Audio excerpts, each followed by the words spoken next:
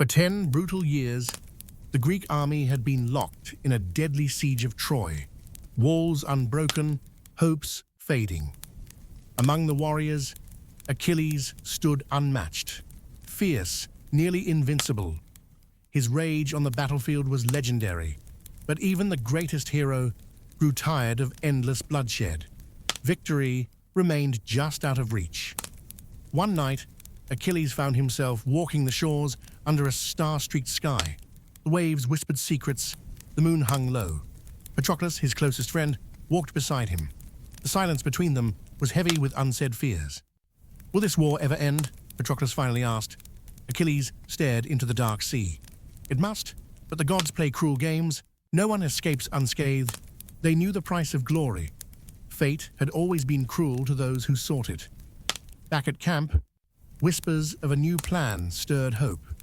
Odysseus, clever beyond all others, had a daring idea: the Trojan horse. A giant wooden steed, hollow and hiding the fiercest Greek warriors inside. The city would believe it a peace offering, a symbol of surrender. But hidden within was death. Achilles scoffed at first. Trickery wasn't the stuff of heroes, yet even he knew brute force alone hadn't won the war. Reluctantly, he agreed. The Greeks left the camp, abandoned their tents, and left the wooden horse at Troy's gates. The city buzzed with excitement. At last, the siege was over, or so they thought. Priam, the old king, eyed the horse with unease, but the Trojans dragged it inside amid cheers. Laocoon, the priest, warned them, "Beware Greeks bearing gifts." But his warnings went unanswered. Night fell. Hidden inside the horse, Achilles' breath was steady, but his heart pounded. He gripped his spear, ready for what was to come. Then silence. Then the signal. The Greeks, hidden nearby, surged forward. The gates were opened from the inside. Chaos erupted. Achilles became a force of nature, his spear cutting through enemy lines, his fury unmatched. The city that had resisted for a decade now crumbled. In the chaos, Achilles faced the son of Hector, Troy's greatest warrior. Their duel was fierce and filled with the weight of legacy. By dawn, Troy was no more. Flames consumed its walls, and the city's proud spirit was shattered. Standing amidst the ruin, Achilles felt the bitter taste of victory. The cost had been immense, but the story of Troy, the heroism, the tragedy, the cunning of the Trojan horse, would live forever. As the sun rose, Achilles knew one thing: legends aren't born from ease, but from fire. For 10 relentless years, the Greeks had battered at the walls of Troy, their hope wearing thinner with every sunrise. Among them, Achilles was a storm, wild, unstoppable, feared by all. His spear was death itself, yet even he could not shatter Troy's mighty defenses. The war had become a grinding stalemate. One evening, under a sky heavy with stars, Achilles walked the shore with Patroclus. The sea whispered softly, but the silence between them was thick with dread. "Will this end soon?" Patroclus asked, voice low. Achilles stared out to the horizon. "It must. But fate isn't kind. We fight gods as much as men." Back in camp, hope flickered with a cunning plan. Odysseus, master of wit, proposed the Trojan horse, a giant wooden beast, hollow inside, meant as a gift to the Trojans. Hidden within would be the fiercest Greek warriors, waiting to strike when night fell. Achilles wasn't thrilled. "This isn't honorable," he said. But even he knew brute force hadn't won the war. Reluctantly, he joined the plot.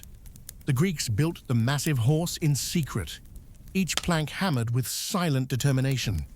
Then, leaving it at the gates, the army retreated, leaving behind the eerie monument. Trojans awoke to find the Greek camp abandoned, the horse standing tall and silent. Joy and disbelief rippled through the city. Had the war finally ended? King Priam eyed the horse with suspicion. What trick hides beneath this wood? Laocoon the priest shouted warnings, beware Greeks bearing gifts. But no one listened. With cheers, the horse was dragged inside the city walls. Night fell heavy and still. Inside the hollow horse, Achilles sat, heart pounding. Around him, warriors waited, tense and silent. Then at the signal, the horse's door creaked open. One by one, the Greeks slipped out into the sleeping city. The gates opened from within. The Greeks flooded in like a tidal wave. Achilles was a force unleashed. His spear found flesh and armor alike. His rage a storm no one could withstand. The city, once proud and unbreakable, burned and crumbled beneath the fury of the Greeks. In the midst of chaos, Achilles sought the son of Hector. Their battle was fierce, a desperate clash of honor and legacy under the burning skies. When dawn finally broke, Troy was no more. The flames still flickered, the streets silent except for the crackling of ruins. Achilles stood amidst the ashes, the weight of victory heavy on his shoulders. The cost had been unimaginable, but the story of the Trojan horse, the cunning, the courage, the tragedy, would echo through all time. And as the sun rose over the fallen city, Achilles knew the truth. Legends are carved not only by sword and shield, but by wit and sacrifice. Long before the clash of bronze against bronze, before blood soaked the white sand of Ilium's shore, before gods took sides in a war of mortals, there was only a whisper. A single act, born of spite and overlooked pride, would light the first spark that would grow into a 10-year inferno. But the fire did not begin with warriors. No, it began with a celebration and a golden apple. Mount Olympus stood shrouded in clouds, its marble halls bathed in divine light. On that day, it was alive with laughter and music, for a great event was underway. The wedding of Peleus, a mortal king of Thessaly, and Thetis, a sea nymph of great beauty and power. It was rare for the gods to grace a mortal with such honor, and all Olympus turned its gaze to the festivities.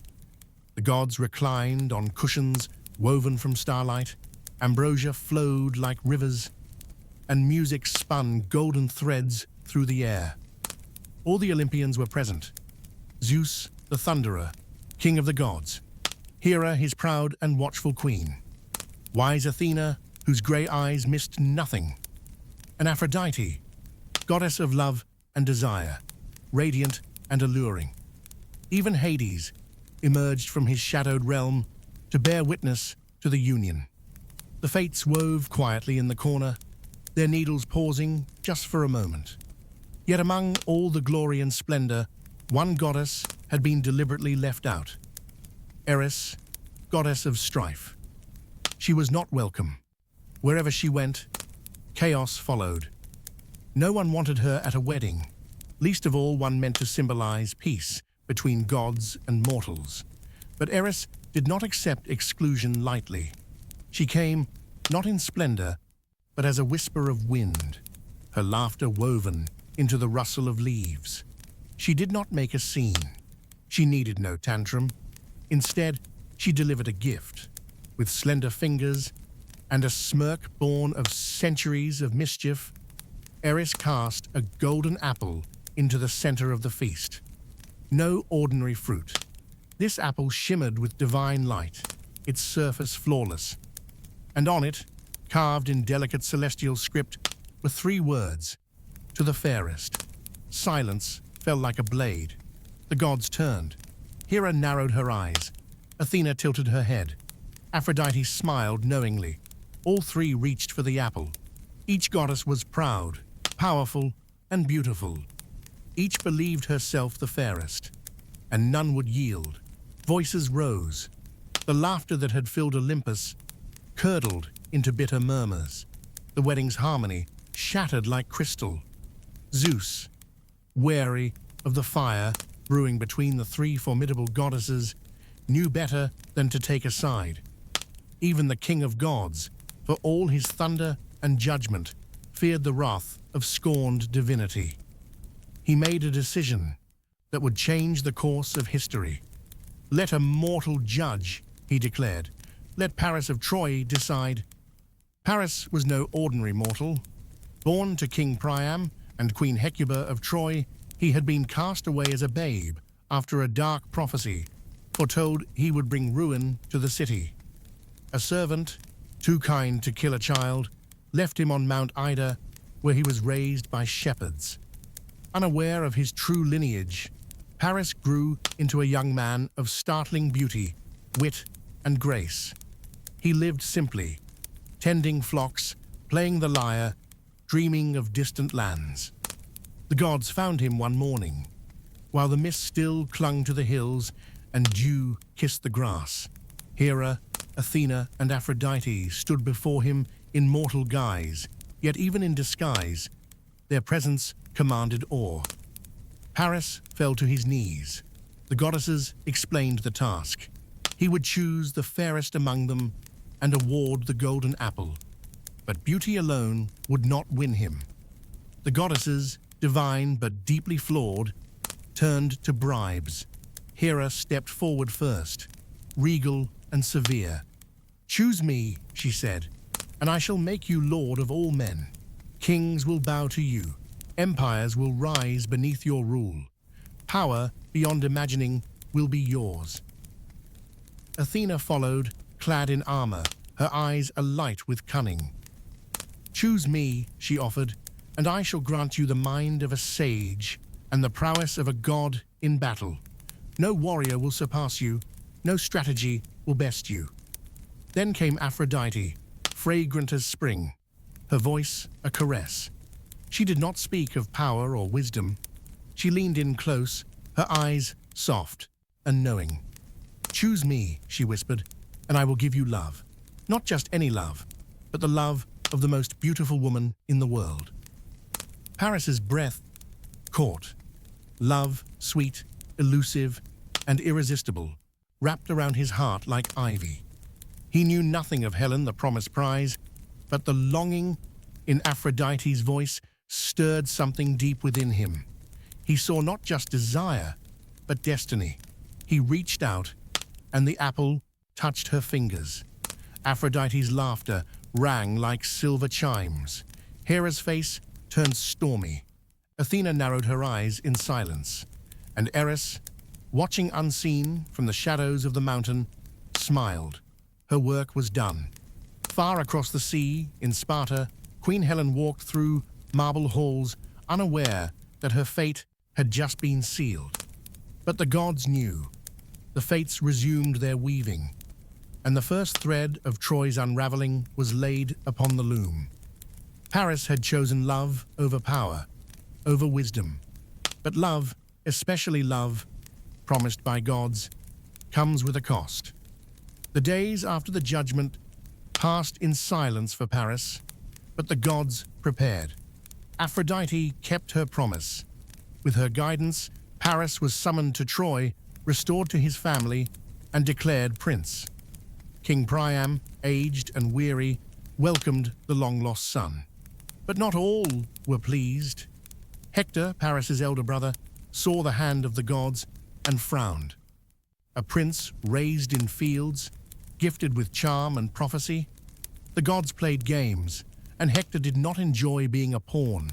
Still the city rejoiced, and when Paris was sent as a guest to Sparta under the guise of diplomacy, he did not hesitate. There, across the polished stone halls of King Menelaus's court, Paris saw her, Helen, wife of a king, mother, queen, daughter of Zeus, and she saw him. A spark, a glance, a promise whispered on the winds of fate. Aphrodite wrapped her enchantment around them, but some said the goddess only stoked a fire that already smoldered. Helen did not resist. Perhaps it was fate. Perhaps it was yearning. Or perhaps she, too, saw in Paris a life beyond the gilded cage of duty. One night, beneath the cloak of stars, they fled. When Menelaus awoke to empty chambers and missing treasure, he did not scream, he did not weep. He clenched his jaw and sent word across the Aegean to his brother Agamemnon. king of Mycenae, to Odysseus of Ithaca, to Nestor, to Diomedes, to Ajax, to all the kings who had once sworn an oath to protect Helen's marriage, regardless of who won her. And across the isles and cities of Greece, ships began to stir. The judgment of Paris, born of a golden apple and divine vanity, now pulled the threads of war tight. Troy, mighty and ancient, would soon face the wrath of 1,000 sails, and the gods, from their thrones above, leaned forward to watch. The palace in Sparta was carved from white stone and crowned with red-tiled roofs that caught the sunlight like burning embers. Below, the Eurotas River whispered through the valleys, and the olive trees bent with the weight of the summer wind. This was a kingdom of order, ruled by strength, sharpened by tradition, and within it, behind columns taller than any man, and beneath vaulted ceilings that echoed with authority, lived a queen whose beauty made poets pause and warriors dream. Helen. She was the daughter of Zeus, born of a union between the king of the gods and Leda, queen of Sparta. Her birth had been marked by wonder and confusion. 2 eggs laid by her mother, 2 daughters born, 1 mortal, 1 divine. Helen, glowing with unnatural beauty, became the subject of myths before she even learned to walk. As a girl, she was watched closely, guarded, even as men traveled from distant kingdoms just to glimpse her. Her eyes, it was said, held the sea and the sky. Her voice lulled storms, but Helen had no desire to be a symbol. She wandered the palace gardens barefoot, clutching scrolls of poetry. She listened to the songs of bards and whispered stories to the servants who brushed her hair. She was beautiful, yes, but behind that beauty was a mind that watched, listened, questioned. When she came of age, suitors gathered like vultures around a feast. Kings and princes filled the palace courtyard, each one offering gifts, promises, kingdoms, and peace. Menelaus, brother of mighty Agamemnon, stood among them. Red-haired, broad-shouldered, a warrior and diplomat both, he came not with gold, but with resolve. He was not the most handsome, nor the richest, but Helen chose him, or perhaps more accurately, her guardians did.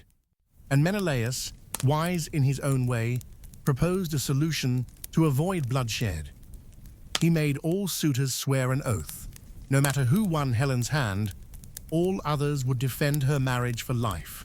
A bond, sacred and irreversible, sealed by sacrifice and solemn promise. The Oath of Tyndareus, it was called, after her mortal father. None dared defy it. And so Helen became Queen of Sparta. Years passed. She bore a daughter, Hermione. She sat beside her husband at the throne and presided over courtly rituals. She poured wine at feasts, smiled in the temple of Hera, and offered prayers in private. But inside, something remained unsettled. She had all a woman could want: wealth, power, safety. Yet each morning, when the sun broke over the Tigris Mountains, she would stand on the balcony and feel distant, as if her soul lingered elsewhere. There were whispers in the palace, soft and careful, about Helen's silences, her long walks alone, the sadness behind her smile. But none dared speak openly. She was, after all, the daughter of Zeus. Then came Paris. He arrived not as a warrior, but as a guest, an envoy from Troy, tall and golden. His robes dyed in Eastern colors, unfamiliar to Spartan eyes. He carried gifts from King Priam, fine fabrics, lapis lazuli, and an invitation for peace and trade. He spoke little in court, but when he did, it was with the kind of confidence that drew attention like a flame draws moths. Helen saw him first from the balcony, his ship slicing through the waves like a knife through silk. When he stepped into the marble halls of the palace, the air shifted. He bowed deeply before Menelaus, but his eyes, warm and wondering, found Helen.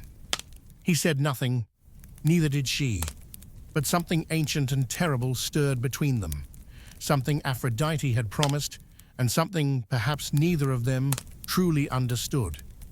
In the days that followed, Paris lingered in Sparta. As a guest of honor, he was treated to feasts, hunts, and music. And always, Helen was near. He watched the way she lowered her eyes when she laughed, the way her fingers brushed against her daughter's cheek. She, in turn, listened when he spoke of Troy, of high towers, orchards in the hills, the wisdom of Priam, and the courage of Hector. He painted a city of beauty and honor untouched by war, a home. And Aphrodite, true to her oath, breathed desire into their hearts. It was subtle at first, a shared glance, a moment held too long. Then came the walk in the garden, under moonlight, when Helen asked him, barely above a whisper, "Do you believe love can rewrite fate?" Paris answered, "Only love ever has." She knew what he was. She was no naive girl. She knew he had been promised to her by gods. She felt the pull of divine strings around her wrists and throat, but she also felt, for the first time in years, alive. Menelaus, trusting and unaware, was called away to Crete on urgent matters. Paris remained. And on a night when the sea was quiet and the stars bright with silence, Helen left the palace with him. She left her crown on the pedestal, her daughter in the arms of a nursemaid, and walked away from a kingdom that had never felt like hers. The ship that bore them to Troy cut through the waves, like an arrow through air. And as Sparta disappeared behind her, Helen stood at the prow, wind in her hair, fear clutched in her chest, and freedom singing in her veins. The journey was not without omen. As they sailed, storms gathered, and strange dreams troubled her sleep. In one, she stood atop Troy's walls, fire blazing beneath her feet. Corpses sprawled across the plains. In another, a wooden horse wept blood as it entered the city gates. She awoke each time with Paris beside her, his touch reassuring, but his eyes distant. Even he felt the weight of what they had done. When they arrived in Troy, the gates opened not with celebration, but caution. King Priam welcomed Helen, old eyes soft, but shadowed. The queen Hecuba embraced her with cold dignity, and Hector, tall and grave, watched with a warrior's knowing silence. Troy was a city of honor, and they had welcomed a spark that would soon ignite the world. Helen walked through the palace of Troy and saw her reflection in polished bronze, beauty unmarred by time, yet lined now with guilt. The people stared. Some whispered, others smiled. The youth admired her. The elders kept their distance. Still, she became a Trojan. She learned their language, their songs, their gods. She stood beside Paris in the gardens, kissed him beneath flowering arches, whispered promises in the quiet hours. But at night, in the deepest part of her mind, she heard the sea and the cries of warriors yet to come. She knew Greece would come for her. She knew Menelaus would not forgive. She remembered the oath, and in the temples, the priestesses of Apollo began to dream. Dreams of blood, dreams of fire. The gods watched from Olympus, their game now in motion, and the winds began to shift. In the early light of morning, the citadel of Mycenae gleamed like a sword drawn at dawn. Its walls, high and rough-hewn, crowned a hill above the olive-draped valleys of Argolis. It was a kingdom of iron and ambition, forged by a man who bore the wrath of gods and men alike, Agamemnon, high king of the Achaeans. He sat on a throne of stone and gold, but peace had never warmed his halls. The death of his father, Atreus, the treachery of his own kin, and the omens that haunted his bloodline had left Agamemnon hard-eyed and unyielding. Yet none of his trials had stirred him like the message he received one restless dawn. A rider, his cloak torn by wind, his face streaked with salt and sweat, came bearing a scroll from Sparta. It was brief, It needed no flourish. Helen is gone. Paris has taken her. The gods have judged us. Come. Agamemnon stared at the words as if they were a curse. The silence in the hall was thick, broken only by the sound of his knuckles tightening on the scroll. He stood slowly, turned to his commanders, and spoke. Call the kings. Across the Aegean, the call was sent like thunder, rolling over mountains. Messengers galloped through valleys and across storm-swept hills. They carried the command not just of one king, but of a sacred vow, an oath made in youth, now pulled from the depths of memory like a blade from a sheath. One by one, the oaths were remembered, and one by one, they were answered. In Pylos, Nestor, the wise and ancient, gathered his sons and prepared his ships. His beard was white as foam, but his mind was sharp as a spearhead. In Salamis, Ajax the Great rose like a tower, his massive shield carved from 7 bull hides and bronze. His voice was thunder, his stride an avalanche. In Argos, Diomedes, young and bold, bloodied his sword against raiders and swore to stain it again on Trojan soil. And in Ithaca, Odysseus, crafty, clever, reluctant, tried to feign madness to escape the coming storm. He yoked an ox and a donkey to the same plough and salted the fields. But Palamedes, ever watchful, laid the infant Telemachus before the plough. Odysseus stopped, tears in his eyes. His deception ended. He, too, would go to war. Across Hellas, the lords of Greece gathered their men. Armories rang with the sound of hammer and anvil. Blacksmiths worked by torchlight. Ships were hewn from mountain pines and sealed with pitch and prayer. Shields were painted, horses shod, provisions salted and packed. But none among them burned with wrath, like Menelaus. In Sparta, he cast aside diplomacy and donned bronze and crimson. He had loved Helen with a quiet pride, never possessing, never demanding. But now she was gone, stolen. And that wound, deeper than any spear, demanded an answer in blood. Yet even in this rising tide of vengeance, one man remained uncertain. Achilles, son of Peleus, and the sea nymph Thetis. Achilles' was more than mortal. The river Styx had kissed his skin in infancy, save for the heel by which his mother held him. From his earliest years, he was swift as the wind and fierce as fire. But more than anything, he was a storm waiting for a sky to break. At 16, he had slain the lion of Mount Pelion. At 18, he commanded the Myrmidons, an elite force as silent as shadows and deadly as serpents. But now, summoned by Agamemnon, Achilles stood at the shore of Thea, watching the waves roll in with a frown. Thetis came to him then, rising from the sea like mist, her voice soft and eternal. "If you go to Troy," she warned, "you will never return, but your name will be remembered for all time." He said nothing for a long while. Then, with quiet resolve, he turned to his companion, Patroclus. "Prepare the armor."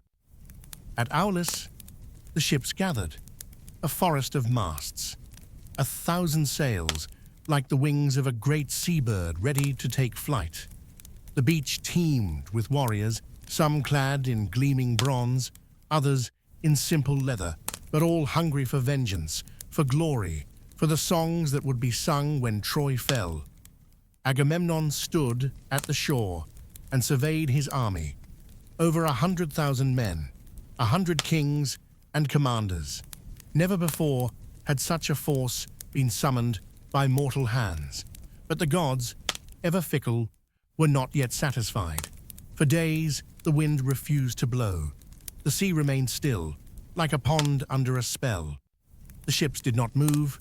Supplies dwindled. Murmurs spread. Fear, always close in men's hearts, began to take root. Then came Calchas, the priest, white-robed and trembling. He read the entrails of a dove, the pattern of clouds, the hush in the waves. His face grew pale. "The goddess Artemis is angered," he whispered. "Agamemnon has slain her sacred stag. She demands sacrifice." The men looked at each other.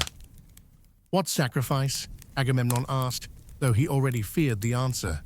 Calchas looked away. "Your daughter, Iphigenia." The silence that followed could shatter bone. Agamemnon's fists clenched, his face twisted. But he was a king of men, and pride, and empire. The war demanded a price.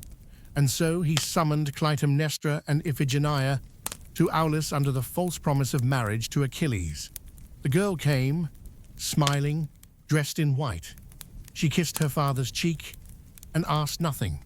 And when the altar was red with her blood, the wind began to blow. With sails unfurled, the fleet moved at last. Across the Aegean they rode, white-crested waves breaking beneath the prows. The gods watched, some with joy, others with dread. Poseidon stirred the sea, but did not drown them. Hera's breath filled the sails. Ares sharpened his spear. Athena whispered strategy into Odysseus's dreams. And on the 10th day, Troy rose on the horizon. Tall and proud, its walls scraped the sky. Built by the hands of gods, Apollo and Poseidon themselves, it stood like a lion before lambs. Behind those walls were towers, markets, temples, and the great palace of Priam, father of 50 sons. From the battlements, Hector watched as the horizon turned black with ships. He did not flinch. Paris stood beside him, silent. The Greeks landed with a roar. Spears pierced the sand. Banners rose. Trumpets blared. Menelaus stepped forward. He called for Paris. "Return my wife," he shouted, "and the war ends here." Paris, ashamed but bound by pride and Aphrodite's enchantment, declined. And so Agamemnon raised his scepter, and the war of wars began. Swords clashed, arrows flew, the ground trembled. And above it all, the gods leaned in, eager for the story to unfold. The oath had been fulfilled, and there would be no peace until Troy lay in ashes, or Greece broke beneath its walls. The sea was silver that morning, and the sun rose like a blood-orange disk over the distant ridges of the Troad. The ships came before the light fully broke, sails black against the grey, gliding toward the shore like a flock of ravens. First came one, then 10, then hundreds, each bearing warriors of Greece, each hungry for vengeance, glory, and immortality. Troy, still wrapped in the calm of pre-dawn silence, began to stir. From the city walls, sentries blinked against the horizon. What they saw there drained the color from their cheeks. The ships were endless, their prows carved with snarling beasts, their oars dipping in rhythm like the beating of a single monstrous heart. Smoke already trailed from some ships as cook fires were lit. Warriors leapt onto the sand, laughing, shouting, planting banners into the soil as though claiming the earth itself. The Greeks had arrived. From the great towers of Troy, Prince Hector stood watching. His armor was not yet strapped, his sword still sheathed, but his heart pounded like a war drum. He had known they would come. The moment Paris returned with Helen, carrying beauty and doom in his arms, Hector had felt the weight of prophecy settle on his shoulders. His younger brother stood beside him now, his face pale, his eyes haunted. Paris had not spoken much since their return. He spent his hours wandering the gardens with Helen, his fingers tracing hers, both of them bound in a net, spun by the gods. Even now, with the horizon darkening with sails, Paris seemed distant. Hector turned from the wall and descended the stairs into the heart of the city. He passed women gathering at temples, old men sharpening rusted blades, children being ushered inside by fearful mothers. Already panic was setting in. Priam had ordered the gates closed, the reserves summoned. Troy's famed allies, Dardanians, Lycians, Phrygians, were still days away. Hector knew what that meant. They would have to survive the first blow alone. On the beach, Agamemnon stepped from his ship and felt his sandals sink into the wet sand of Troy. The scent of salt and pine filled the air. Behind him, thousands poured forth. Soldiers, blacksmiths, cooks, archers, slingers. Tents went up like mushrooms after a storm. Horses were unloaded, armories assembled. It was not chaos, but a tide. Deliberate, massive, unstoppable. To his right came Ajax of Salamis, taller than any man, his great shield strapped across his back. To his left, Diomedes, young and fearless, the edge of his sword as sharp as his temper. Nestor arrived next, leaning on a bronze staff, already issuing orders. But it was the man who had not yet appeared that weighed heaviest on the minds of the Greeks, Achilles. His ships landed farther down the coast, near the mouth of the Scamander River. The Myrmidons leapt ashore in silence, black-armored, disciplined, grim. They built their encampment swiftly, not speaking, their faces unreadable beneath their helmets. Achilles stood alone on a dune, watching the walls of Troy with eyes like embers. "This," he whispered, "is where songs are born." Beside him, Patroclus said nothing. He simply stood near, as he always did, watching Achilles watch the world. The first clash came swiftly. On the second morning, Menelaus rode forward, his armor catching the morning sun, and called for Paris once more. "Come, prince of cowards, return my wife and face me like a man." The Trojans lined atop their battlements muttered. Paris stepped forward. For a moment, he seemed brave. He lifted his bow, his jaw set. But as Menelaus advanced, sword raised, Paris faltered. His hand trembled. He turned and ran. The shame that followed was immense. The Trojans hissed. Hector's eyes blazed. "You brought this upon us," he said, catching Paris by the tunic in the palace courtyard later that night. "You brought a war into our homes, and now you run from it?" Paris looked down. "I didn't ask for her." "No," Hector growled, "but you asked for a goddess's favor, and now the gods are laughing." The Greeks laid siege, not with fire, yet, but with pressure. Daily they rode to the walls and shouted challenges. Hector answered them. Time and again, he strode from the gates, bronze flashing, and met the Greek heroes in single combat. He was a lion, and his roars echoed across the plain. Ajax met him first, huge, unrelenting. Their battle lasted until night fell, and neither could lift their shield. Bloodied and breathless, they parted with nods of mutual respect. Diomedes followed, cutting down Trojan captains by the dozen. When he met Aeneas, son of Aphrodite, the duel was fierce. Aeneas fell to one knee before the goddess herself whisked him away in a cloud of mist. The gods were no longer mere spectators. They descended, disguised, watching. Athena stood among the Greeks, whispering strategy. Apollo walked among the Trojans, his lyre slung across his back, his eyes smoldering. Aphrodite tended to Paris, keeping him alive despite his many flaws. And always, Hera watched, her heart black with vengeance. She hated Troy, not just for Helen, but for the judgment of Paris, for the insult, for the wound to her pride. She would see the city burn. In the camp of the Greeks, Odysseus built cunning. He mapped the coastline, counted the stars, learned the rhythms of the tides and the patrols of the Trojans. His words stitched morale together when Agamemnon's arrogance frayed it. He warned of the gods. He warned of hubris. But Agamemnon did not listen. Pride, it seemed, was the true master of kings. Months passed, raids were made, towns allied with Troy were burned, prisoners taken, treasures seized. Among those treasures came Briseis, a woman of Lyrnessus, noble-born and sharp-tongued, gifted to Achilles after a victory that painted the hills red. She came to his tent not as a prize, but as a person who did not weep. Achilles looked at her and said, "You are not like the others." She replied, "And you are not like the men I've lost." Their bond was silent, slow. Not love, perhaps, but something close to recognition, and it would be tested. The beach of Ilium became a second city. Fires burned at night, like constellations fallen to earth. Spears were stacked like wheat, and armor gleamed beneath the moonlight.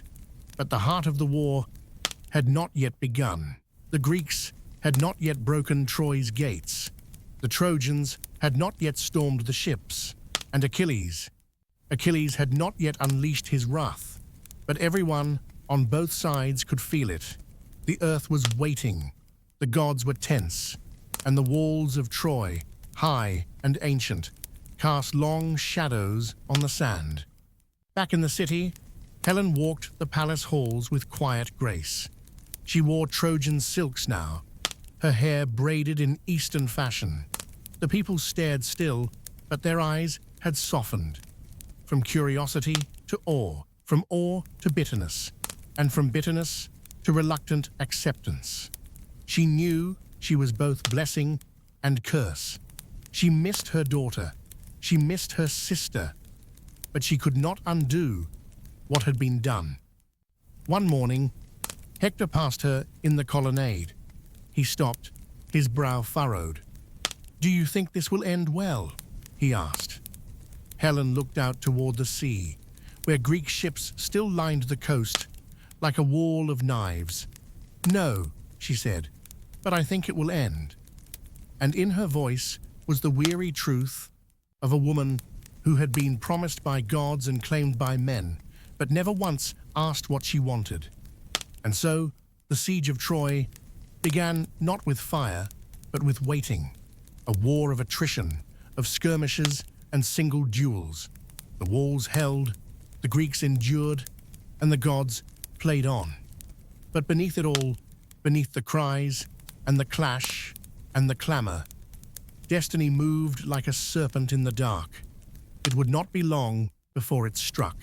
War, in its first season, is like a fever, hot, restless, violent.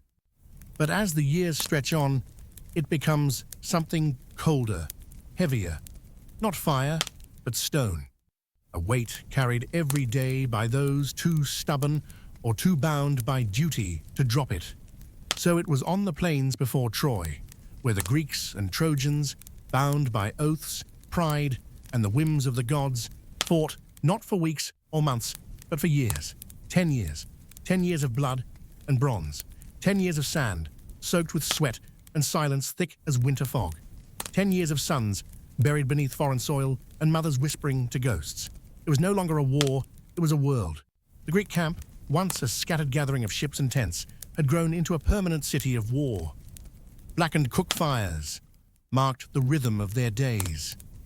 Wooden palisades surrounded the outer rim, and trench lines wound like veins through the soil. There were smiths who had never swung a sword, only hammered out blades from broken ones. There were boys who had arrived as squires, and now killed like men. There were old warriors who remembered their homes only as dreams. Agamemnon ruled it all from a wide pavilion draped in red cloth and arrogance. He sat on a gilded chair, gave orders, and measured victories, not by territory gained, but by the number of heroes who knelt to him. But not all knelt. Achilles did not. The son of Thetis and Peleus had become more than a man. He was a legend breathing among mortals. When Achilles rode into battle, his armor shone like flame, his spear struck like a god's thunderbolt, and his fury burned through phalanxes. The Myrmidons, loyal and lethal, followed him without hesitation, clad in black, swift as death.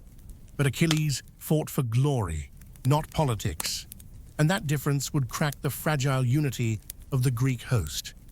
It began after a raid, a brutal sacking of a town allied with Troy. Among the spoils was Chryseis, a daughter of a priest of Apollo, claimed by Agamemnon. Her father came, offering ransom and prayers, but Agamemnon sneered and sent him away. Apollo did not. That night, the gods sent plague, fever, and rot that swept through the Greek camp, like fire through dry grass. Men dropped their shields and staggered through the sand, crying for water. Horses collapsed. The stink of death rose. Calchas, the seer, was summoned. He trembled as he spoke. "You must return the girl. Apollo is angry." Agamemnon's face twisted. "Then I will take another prize, in her place." He turned his eyes toward Achilles. "Give me Briseis." A silence fell so heavy that even the gods must have paused to listen. Briseis, taken in war but treated with dignity by Achilles, was no mere slave to him. She was a tether, a quiet voice in a storm of blood. Taking her was not just an insult, it was a theft of honor. Achilles stood slowly, bronze gleaming, and the fury in his eyes was colder than ice. "You dishonor me before all," he said. "You think this war turns on your command? Then fight it without me." He walked away, his black-plumed helm beneath his arm, his pride intact, but his heart bruised. He did not draw his sword again, and the war shifted. With Achilles in his tent, the Greeks faltered. Hector led daring raids beyond the walls of Troy, driving the Greeks back toward their ships. The Trojans, long on the defensive, now surged like a tide, returning to flood the shore. Hector became the bulwark of Troy. He fought with purpose, not for glory, but to shield his city, his father, his wife. Andromache, ever watchful, pleaded with him to remain inside the walls, but he shook his head. "If I fall," he said softly, holding her hand, "let it be before Troy does." Paris, guilt hanging from his shoulders like a chain, stayed near the palace. He practiced with the bow, tried to muster courage, but his arrows rarely found the strength that his brother's sword did. Still, Helen stood beside him, silent and unblinking, watching the war unfold like a curse she could not lift. In the Greek camp, morale unraveled like a frayed cloak. Without Achilles, the invincibility they once felt cracked. Ajax fought harder. Diomedes led daring sorties. Odysseus tried to keep the coalition together with strategy and silver words. But doubt is a poison that spreads quickly, and it had been spilled generously. Even the gods argued. Hera pushed for Achilles' return, while Athena scorned Agamemnon's pride. Apollo remained with Troy, shining in golden defiance, and Aphrodite lingered beside Helen and Paris, tending to the web she had spun years before. And then came the day when Troy reached the ships. The battle that followed was like no other. Hector led the charge across the open plain, cutting through spearmen and archers until his sword struck the wooden hull of a Greek vessel. Fires erupted. Men screamed. Agamemnon panicked. The line had nearly broken. Desperate, Nestor and Odysseus rushed to the tent of Achilles. The son of Peleus sat polishing his armor, untouched by blood, his eyes as cold as stone. "Your brothers die on the sand," Nestor said. "They are not my brothers," Achilles replied. "We'll lose the war," said Odysseus. "Hector will burn our ships, all will fall." Achilles stood and looked past them, toward the horizon. "Let it burn," he said. "Perhaps the fire will cleanse your pride." But another ear heard those words. Patroclus, the boy who had grown with Achilles, trained with him, eaten from the same table, who knew not just the warrior, but the man underneath. He could not watch the Myrmidons idle while their comrades died.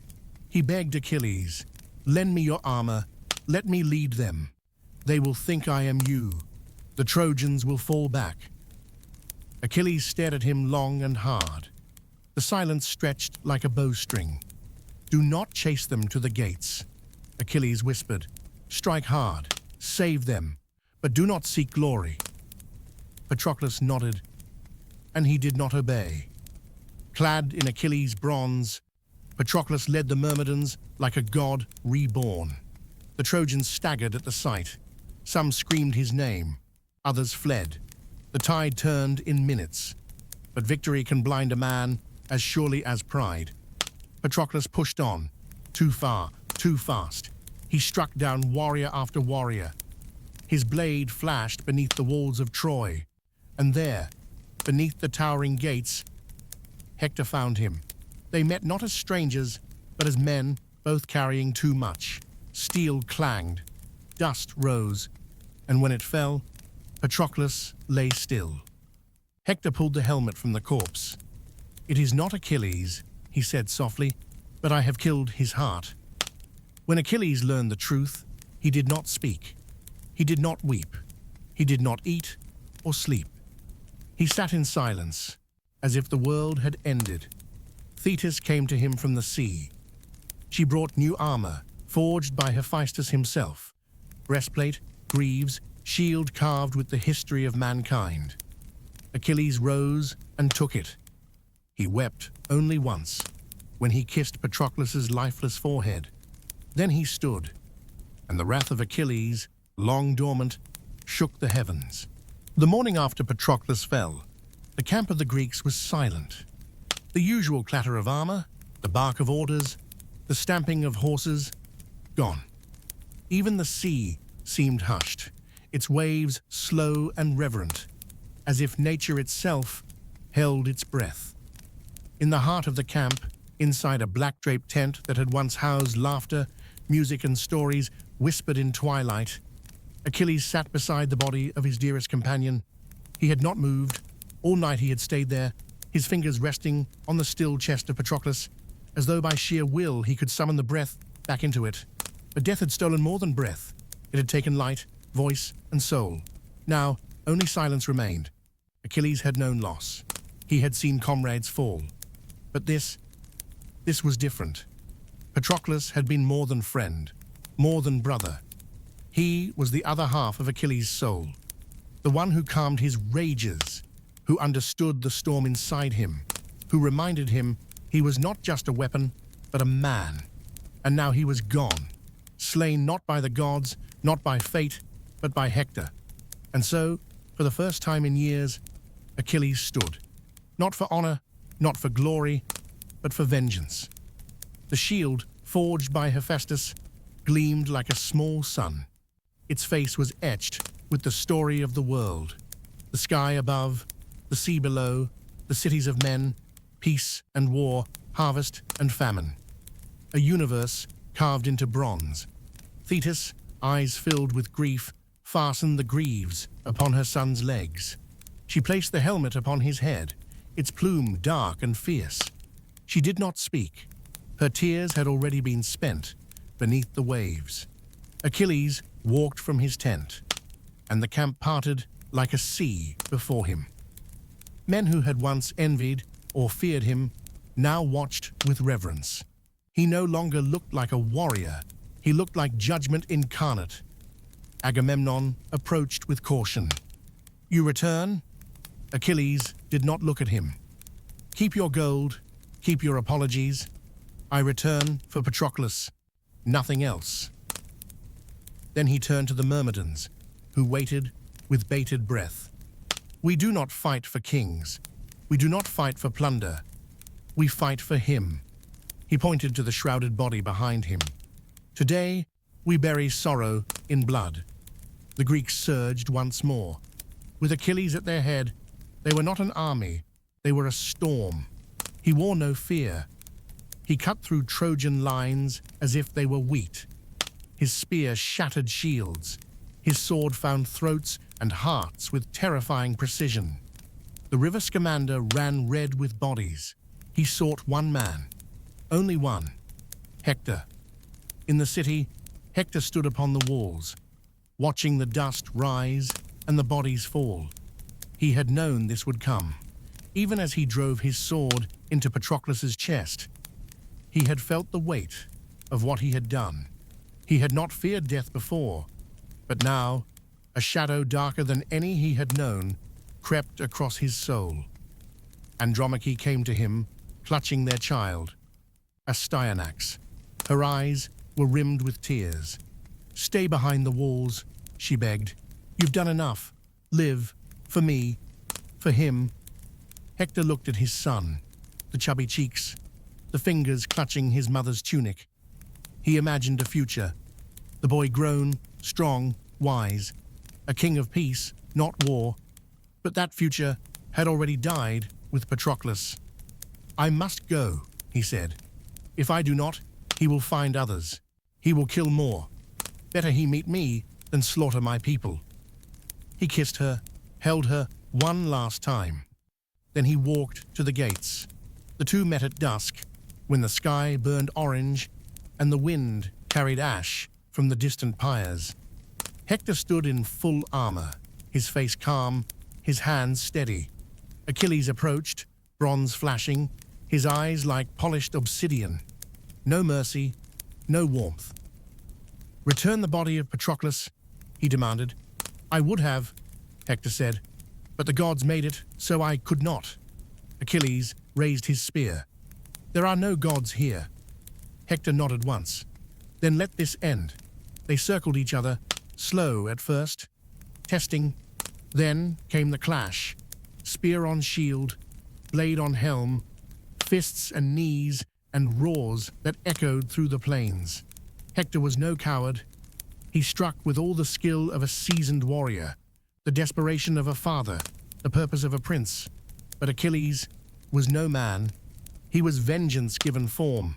He moved like lightning and struck with fury. When it ended, Hector lay at Achilles' feet, his blood mingling with the dust. "I ask only one thing," Hector gasped. "Do not dishonor my body. Let my father bury me." But Achilles' grief was not yet done devouring him. "There is no peace for the killer of my brother," he said, and drove his spear through Hector's heart. What followed shamed even the gods. Achilles bound Hector's ankles with leather cords, tied them to his chariot, and dragged his body across the fields. Once, twice, day after day. Around the funeral pyre of Patroclus, the Trojans watched from the walls in horror. Priam wept until his voice broke. Andromache screamed. Even Helen, who had not shed a tear in years, sank to her knees. Apollo, disgusted, turned his face away. Zeus frowned, and on the 12th night, a figure in a tattered cloak entered the Greek camp. An old man, unarmed, unguarded. It was Priam, king of Troy. He knelt before Achilles and kissed his hands. "The hands that killed my son," he whispered, "I now embrace, because I am a father, and you were a son. As I loved Hector, someone once loved you. I come not for Troy, but for the boy I held in my arms." Achilles, who had not wept in days, wept then, and he returned the body. A truce was called. A pyre was built. A city mourned. Hector's body, washed and anointed, was laid on a bier of cedar. Songs were sung, libations poured. The people lined the streets as the flames rose into the night. And somewhere, in the space between grief and silence, Helen stood alone. She looked at the fire and the faces of those who had once called her curse and whispered, "If I had been born without beauty, would this have happened?" The wind gave no answer. In the Greek camp, Achilles sat beside Patroclus' tomb. He had won vengeance, but not peace, not yet. And the gods, watching from Olympus, knew that the story of Troy was far from over, because another death was coming, and another deception, and a wooden horse yet to be built. The fire that consumed Hector's body had long since turned to ash, but the smoke lingered in the hearts of men. Across the plain of Ilium, a strange quiet had settled. Not peace, no, never peace, but a pause. The kind of silence that comes not before battle, but after too much of it. Achilles, the pride of Greece, had avenged Patroclus. Hector, the shield of Troy, was buried in honor. And for a moment, the world held still, unsure of what came next. But fate, ever turning, was not finished with its cruel design, and neither was death. The days after Hector's funeral were grey and still. The Trojans, broken by the loss of their champion, remained behind their walls. They patrolled their towers, posted archers at every gate, but made no sorties. Without Hector to lead them, fear began to creep into their bones like a winter chill. In the Greek camp, Achilles withdrew once more, not in pride this time, but in exhaustion. He had poured his fury into vengeance, and now it had left him hollow. He did not feast with the others. He did not speak much. He visited the tomb of Patroclus each evening, laying a cup of wine and a scrap of bread on the stone, as if the dead still hungered. At night, he dreamed strange things, of a river made of blood, of a chariot racing toward him on fire, of his mother weeping beneath the sea. He awoke each time with sweat on his brow and the faintest feeling that something or someone was coming. Elsewhere in Troy, Paris held his bow with trembling hands. Since Hector's death, he had tried to shed the shame that clung to him like a second skin. He trained in the courtyards again, though the soldiers sneered behind his back. He joined the council of war, though his father seldom asked his opinion. He watched Helen from a distance now, no longer a lover, but a man haunted by the shape of his own choices. He had always known Achilles would return to battle, and he had always known he might be the one to end him. Not with honor, not with strength, but with precision. The Greek victories, once swift and terrifying, began to slow. With Hector gone, Troy did not fall as quickly as many expected. The walls still held, the people endured, and new champions began to rise. One among them was Penthesilea, queen of the Amazons, who rode from the east with a band of fierce warrior women, their spears tipped with venom, their eyes gleaming with fury.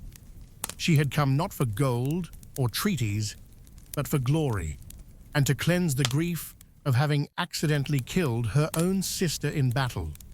Achilles met her at dawn. Their duel was furious.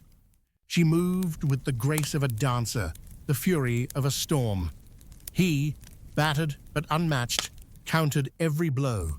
Steel clanged, blood spilled, and when he struck the killing blow, driving his spear through her chest, she fell not with rage, but with beauty. For a breath, Achilles hesitated. Her eyes, wide with fading life, looked into his with something like understanding. Then she was gone, and in her death, something broke again in him. He had killed too many to count. But this felt different. She had not begged. She had not run. She had met him as an equal. The gods, never idle, whispered among themselves. Achilles had become too powerful, too famous. Even Zeus, king of Olympus, remarked on it. He is a man, he said, but he treads among immortals. Thetis, heartbroken, pleaded with the fates. Let him live. But the fates had already spun his thread. It was long enough for glory, not peace, and so they sent destiny in the shape of a poisoned arrow. Paris waited atop the gates. He had heard of the prophecy, how Achilles was invulnerable, save for one small place, his heel. Guided by Apollo, Paris drew the bow. Below, Achilles strode across the battlefield. His armor gleamed. His spear struck down another Amazon. His face, even after days of killing, bore no fatigue. The gods held their breath. Paris let the arrow fly.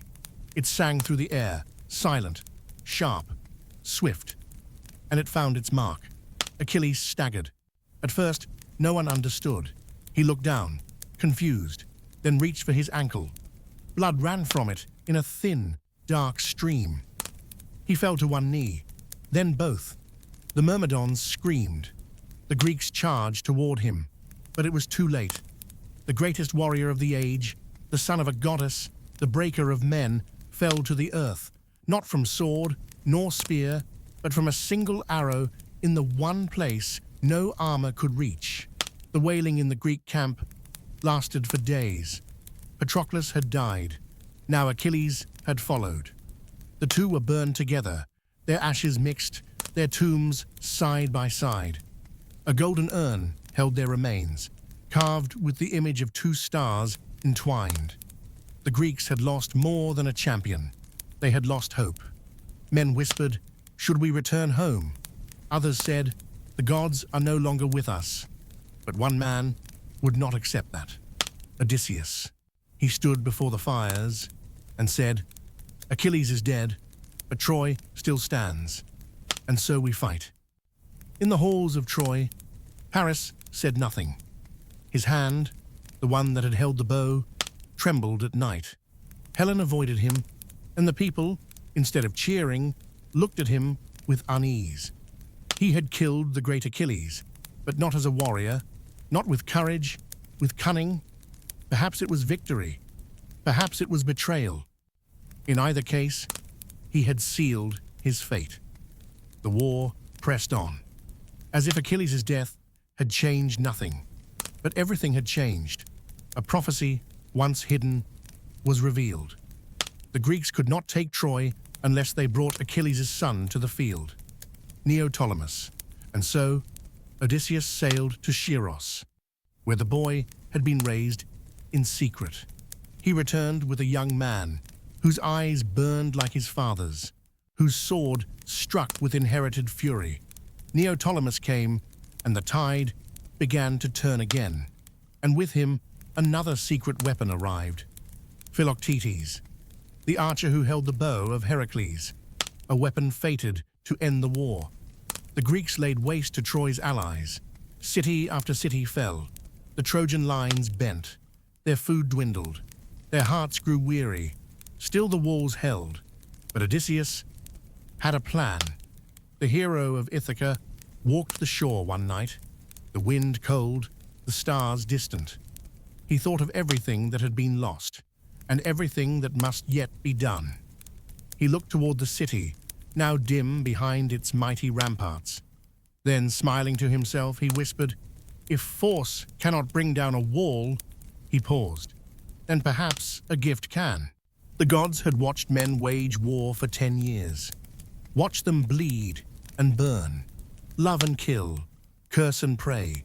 They had seen honor rise and fall, had judged kings and mourned heroes.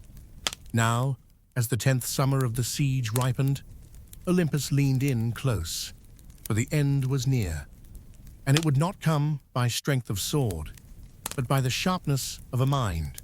Odysseus, king of Ithaca, walked alone beneath the moonless sky. The stars above the camp blinked faintly, as if reluctant to witness what would come next. The surf whispered to the shore, washing over driftwood and bones. He had always known it would end like this, not with a final battle of fire and fury, but with a ruse, a lie, a whisper inside a gift. Because the truth was this: Troy could not be broken from without. It had to be opened from within. The idea came, like all his best ideas did, in silence. He had watched a seabird circle high above the gates of Troy and vanish behind the wall. That wall, divine in its making, could not be scaled, could not be battered, could not be undone by mortal hands. But it could be opened, and the Trojans were tired. Tired of fear, of hunger, of funerals, of standing behind stone and pretending it would last forever. They wanted hope. They wanted a reason to believe, so he would give it to them. A gift. When he brought the plan to the war council, they scoffed at first. A horse? Menelaus blinked. A wooden horse, Odysseus confirmed. Agamemnon frowned. We are warriors, not carpenters. But Nestor, old and wise, leaned forward. Tell us. Odysseus's eyes gleamed with that familiar fire, the one that glowed when words replaced weapons. We build it huge, bigger than any man or beast, hollow within, beautiful, a tribute to Athena, goddess of war and wisdom. We leave it on the beach, we burn our camp, we sail away. And they'll, what, drag it inside? Diomedes said. They will. They must. After 10 years, they will need to believe it's over. They'll take it as a sign.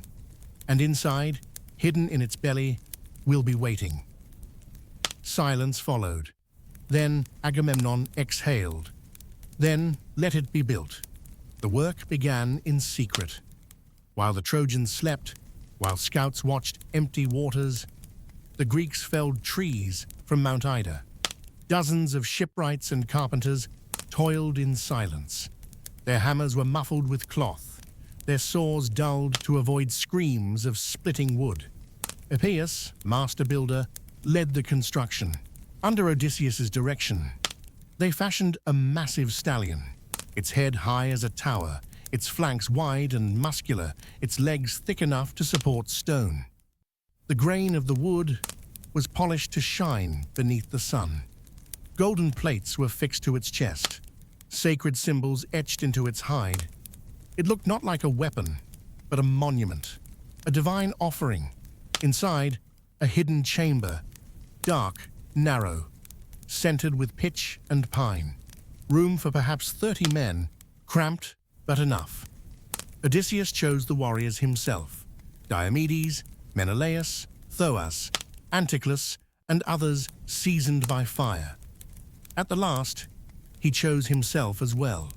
They would not trust this fate to chance. The night before they boarded the horse, Odysseus walked alone through the Greek camp for the final time. Tents stood empty. Fires were cold. Achilles was gone. Patroclus too. Ajax had fallen on his own sword, driven mad by grief and humiliation. The dead outnumbered the living. What had begun as a war of retribution had become something else entirely.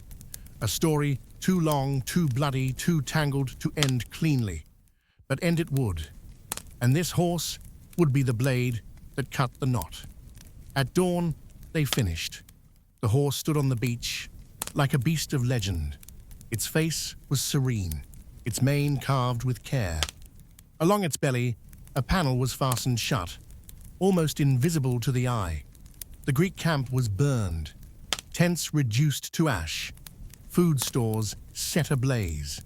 The ships, not all but most, were rowed just out of sight, beyond the islands, hidden in coves behind rocky outcroppings. The Greeks were gone, and the horse remained. When the Trojans found it, they did not believe it. At first, they thought it a trick. Scouts walked the beach, spears at the ready, expecting arrows or ambush. But there was nothing. Just blackened tents, smoldering coals, footprints in the sand, and the horse. It loomed, majestic and silent. A golden plaque on its chest read, "A gift to Athena from the Greeks for a safe voyage home." The people gathered. Whispers turned to cheers. It was over.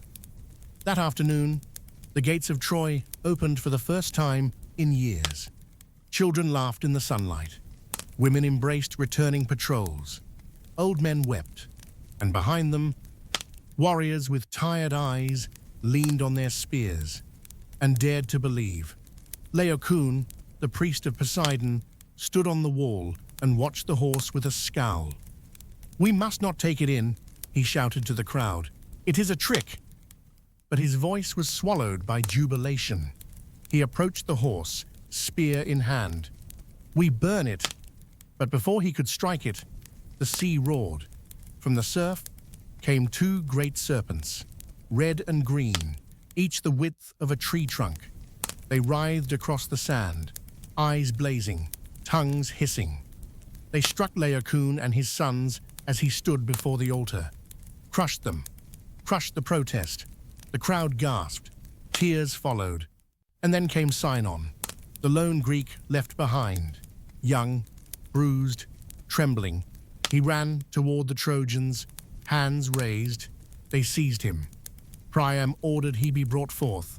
Sinon fell to his knees and told them a tale spun by Odysseus himself. He had been left as a sacrifice to Athena. The Greeks had fled, afraid. The horse was their gift to appease her. If the Trojans destroyed it, the goddess would curse them. But if they honored it, if they took it into the city, Athena would favor Troy. It was a lie wrapped in piety. Priam believed him, so did Paris, so did Helen. Only Cassandra wept. Only she saw the truth, but none believed her. They never had. The horse entered the city that night, pulled by ropes, pushed by slaves, guided by joy. Drums echoed, dancers spun, wine spilled. Inside, Odysseus waited in darkness. He counted the hours. He heard laughter, music, bells. He heard the gates close again. And then he waited. Troy celebrated late into the night. Families reunited. Children sang. The sky above glittered with stars, and beneath them, the fires of the city burned in merriment. Helen stood on a balcony, her golden hair now streaked with silver, her eyes heavy. Paris sat near her, smiling, his fingers idly plucking a lyre. "I feel," she said softly, "as if the gods are waiting for something." He laughed. "They've waited long enough." And down below, the horse stood in the temple square, silent, patient, hollow. When the last candle burned out, when the last reveler lay sleeping, when even the dogs ceased to bark, the hatch creaked open, and shadows poured forth. Men in armor, swords drawn, eyes sharp. Odysseus led them to the gates. They slew the guards. They raised the signal fire. And from the sea, like ghosts from the underworld, the Greek ships returned. The army flooded in. And Troy, once unbreakable, once blessed, awoke to the sound of screams. The city slept, and as it slept, it dreamed. Dreamed of peace long denied, of ships sailing home, of children growing old in gardens that bloomed in safety.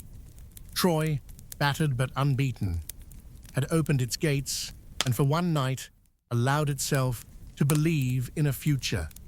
But dreams are cruel things, and sometimes dreams are traps. The first throat was cut in silence. The second too. By the third, a faint cry escaped, but it was lost beneath the winds that whispered over the rooftops of sleeping Troy. The Greek warriors, 30 in number, crept like phantoms through the alleys, shadows among shadows. Odysseus led them, his sword already red. He moved with purpose, with precision. Every step the culmination of 10 long years of suffering and sacrifice. His eyes were sharp, but his heart was hollow. This was not war. This was vengeance. This was a funeral for a city that had taken too much and given back only death. At the eastern gate, the guards had already fallen, their heads twisted at unnatural angles. Odysseus knelt and raised the signal torch. A crimson glow burst into the night sky, brief, silent, unmistakable. And far off on the dark horizon, ships that had waited behind islands and cliffs began to surge forward, like black wolves, toward a bleeding deer. Troy never stood a chance. The walls that had repelled 1,000 sieges were open. The guards were drunk. The streets were narrow and made for celebration, not escape. And the people, fathers, daughters, infants in cradles, were not soldiers, not anymore. The Greeks came like a tide of bronze, silent at first, then roaring. In the heart of the city, Priam woke to the sound of steel. He sat up slowly, confused. For a moment, he thought it a dream. His age was full of them. But then he heard the scream. High, sharp, real. He rose, calling for his guards. None came. And then the doors of his palace burst open, and the fire entered. Outside, the streets were chaos. Buildings burned. Arrows flew. The shrieks of the dying mingled with the laughter of the mad. Trojan warriors, half armored and half asleep, rushed to defend what they could. But it was like throwing pebbles at a flood.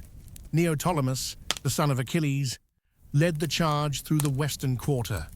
Tall and fierce, his red cape snapped behind him like flame. His blade moved as if guided by his father's ghost. Where Achilles had been a storm, Neoptolemus was a thunderbolt. He slew old men in their thresholds. He cut children from their fleeing mothers. He did not see faces, only Troy, and Troy was his enemy. At the temple of Athena, Cassandra stood. She had seen this, every moment of it. She had screamed when they brought the horse inside. She had torn her hair and wept in the streets, but no one had listened. Now the flames danced across the marble columns, and the statue of the goddess loomed silent above her, unblinking, uncaring. She stood barefoot, robes torn, hair wild. And when Ajax the Lesser found her, he did not see a prophetess. He saw a prize. Cassandra clutched the altar as he approached. "Touch me," she said, "and your name will be cursed until the end of time." But lust does not hear warnings, and gods do not forget. Paris ran through the alleys with a bow in hand and Helen behind him.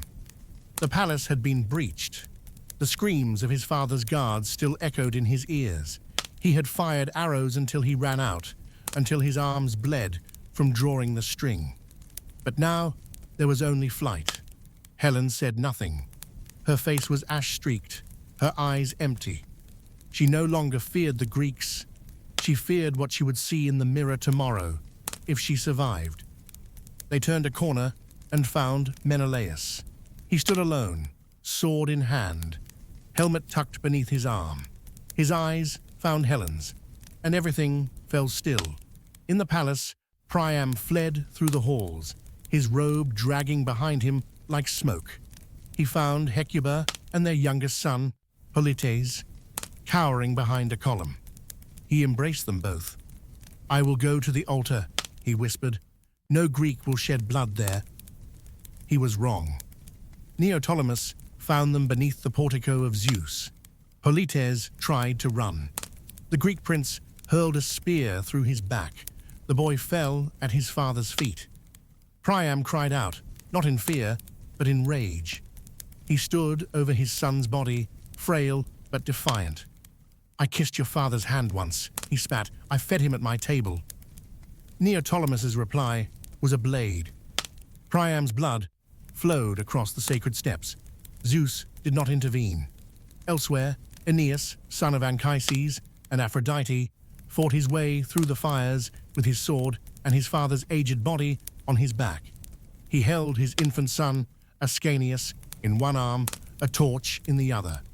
His wife, Creusa, followed close behind. He did not fight for glory, but for escape.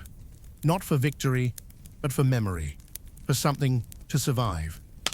He led a small band of survivors through secret gates in the northern wall. As Troy collapsed behind them, he promised the gods he would build again, and in time, he would. In the center of the city, Helen stepped forward. Menelaus raised his blade, but he hesitated. She had not aged, or if she had, it was only in her eyes. "I am not the Helen you remember," she said. He looked at her, at the blood-streaked hair, at the tears, at the ruins of the greatest city ever built, all for her. "You are," he whispered, and he lowered the blade. No one knows what passed between them after that. Some say he took her back. Others say she bewitched him again. But in the end, she returned to Sparta, and Troy did not. As dawn broke, the city smoldered. Its towers, once proud, were reduced to blackened stumps. Its gates, once shut to 10 years of war, now lay in splinters. The river Scamander, once a cradle of life, now ran red with blood, and the ashes of dreams. The gods turned away. Athena cursed her temple's defilement. Poseidon frowned at the ruined walls he once helped build. Apollo wept for Cassandra. Aphrodite followed her son Aeneas into exile. And Zeus, who had watched from the beginning, merely whispered, "So ends an age." Of the Greeks who survived, few returned home untouched. Agamemnon would be murdered by his own wife. Ajax the Lesser would drown at sea. Menelaus would live, but always beside a woman whom he no longer trusted. Odysseus would wander for 10 more years before the sea let him go, and Neoptolemus, burdened by his father's shadow, would find that the blood of Troy clings longer than steel. The story did not end with fire. It never does, because some ruins burn forever, and some names once spoken echo for all time. Troy. The dawn was a pale and trembling thing, struggling through the thick curtain of smoke that smothered the skies above Troy. What once had been a city vibrant with life, where traders' carts clattered over cobblestones and children's laughter echoed in the olive groves, now lay silent and broken, a ruined skeleton of stone and shadow. Aeneas, son of Aphrodite and prince of the fallen city, moved through the desolation with slow, deliberate steps. His body carried the weight of those he loved and those he had lost. On his back rested his aged father, Anchises, whose breaths came ragged and uneven, but whose eyes, despite their fading strength, still held a fierce light of determination. In his arms, wrapped in ragged cloth, stained by the dust and blood of war, slept his infant son, Ascanius, the fragile, sleeping promise of tomorrow. At his side, Creusa, his beloved wife, walked with quiet strength, her face pale and streaked with soot. Her eyes carried the heavy sadness of a woman who had witnessed the end of all she held dear. Yet she pressed forward without complaint, her presence a steady comfort amid chaos. The survivors moved in careful procession, their steps cautious and burdened, as if even the earth beneath them mourned the loss. Every corner of Troy whispered memories of banquets, of festivals, of a bustling life now forever silenced.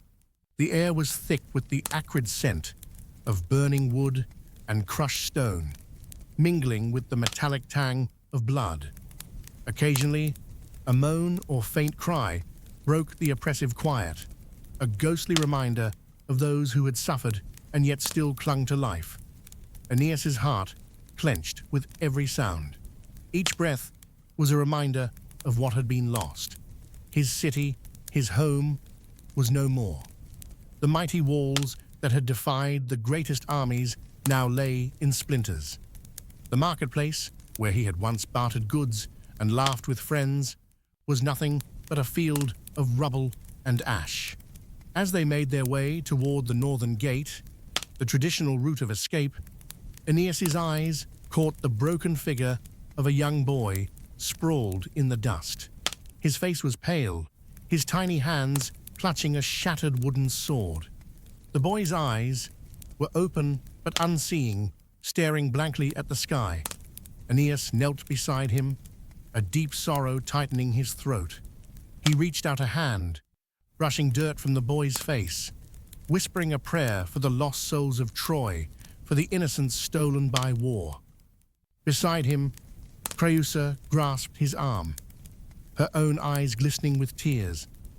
For a moment, the two shared the weight of grief, wordless and profound. Then, without warning, Creusa stumbled. Her foot caught a loose stone hidden beneath the ash, and she nearly fell. Aeneas turned swiftly, reaching to steady her, but when he blinked, she was gone, swallowed by smoke, by shadows, by the chaos of the crumbling city. He called her name, voice trembling, sharp against the stillness. "Creusa, where are you?" No answer. His heart pounded violently. Panic seized him like a serpent's coil. He ran down the ruined streets, calling again and again. The smoke thickened, blurring his vision. The flames crackled behind broken doorways, throwing twisted shapes that mocked his desperation. But Creusa was nowhere to be found. His knees buckled, and he sank to the ground beneath a crumbling column. Tears, long held back by duty and hope, spilled freely. "Creusa," he whispered, voice raw and broken, "come back to me."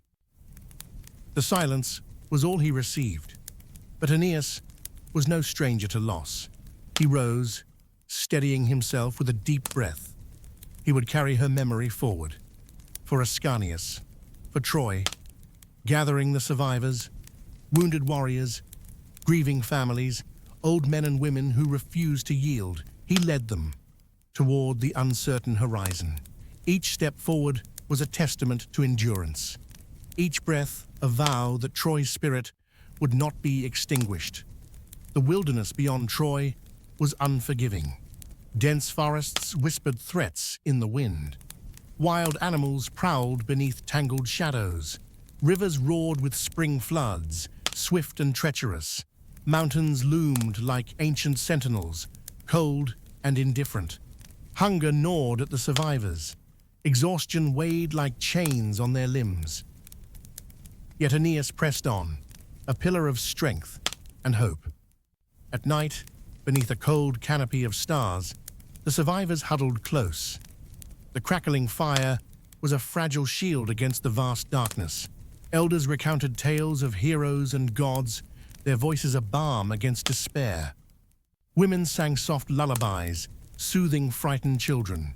Aeneas sat apart, staring into the flames, his thoughts a maelstrom of sorrow and resolve. He remembered Troy in its glory, its golden towers, the laughter in the plazas, the warmth of family, and he promised himself that one day those memories would give birth to a new beginning. Far from the ruins, the Greek heroes faced their own shadows. Odysseus embarked on a journey that would stretch a decade, fraught with monsters, temptresses, divine wrath, and his own cunning. Agamemnon, victorious but marked by war, returned home only to be betrayed and murdered. Caught in a web of vengeance spun by his own queen, Neoptolemus, bearing the mantle of Achilles, wrestled with the blood on his hands and the legacy of rage and glory. Back in the ashes of Troy, the survivors struggled to find meaning. Priests and priestesses performed rituals to honor the fallen, lighting candles and incense in broken temples. Women wove stories into intricate tapestries, preserving the history and culture of Troy in threads of gold and crimson. Children listened wide-eyed to elders' tales, learning the stories that would carry Troy forward. Though the city lay in ruin, its spirit remained unbroken. Aeneas dreamed of a future, a city built not on the ashes of war, but on the hope of peace. He spoke to his son Ascanius softly in the night. "You will know a home," he promised, "where children laugh without fear." His journey was long and perilous, but he carried the flame of Troy's memory within him. Though Troy had fallen, it was not forgotten. Its story lived on, in songs and myths, in the hearts of those who remembered. The rise and fall of Troy was more than a tale of conquest. It was a testament to the resilience of the human spirit, to the power of memory, to the hope that even in the darkest nights, a new dawn waits. The sun rose slowly over the smoldering ruins of Troy, casting a pale and somber light across a city that had once thrived with life, but now lay silent and broken. The great walls, once thought impenetrable, had been shattered. The bustling streets were now strewn with the remnants of war, splintered chariots, shattered shields, and the forgotten tools of a vanished life. Smoke still curled from the fires that consumed what little remained of the grand palaces and homes, painting the morning sky with a thick grey veil. But even amid the ashes, the pulse of Troy was not yet extinguished. From the wreckage emerged a small band of survivors, their faces etched with grief and exhaustion, yet still burning with a quiet defiance. At their center stood Aeneas, son of the goddess Aphrodite and prince of the fallen city, a figure both weathered and resolute. On his broad back rested the frail body of his father, Anchises, who, despite his age and ailments, clung to life with fierce determination. Cradled in Aeneas's arms was Ascanius, his infant son, whose gentle breathing was the softest reminder of hope amid despair. Aeneas's heart was heavy, laden not only with the weight of his father and child, but with the burden of carrying Troy's legacy forward.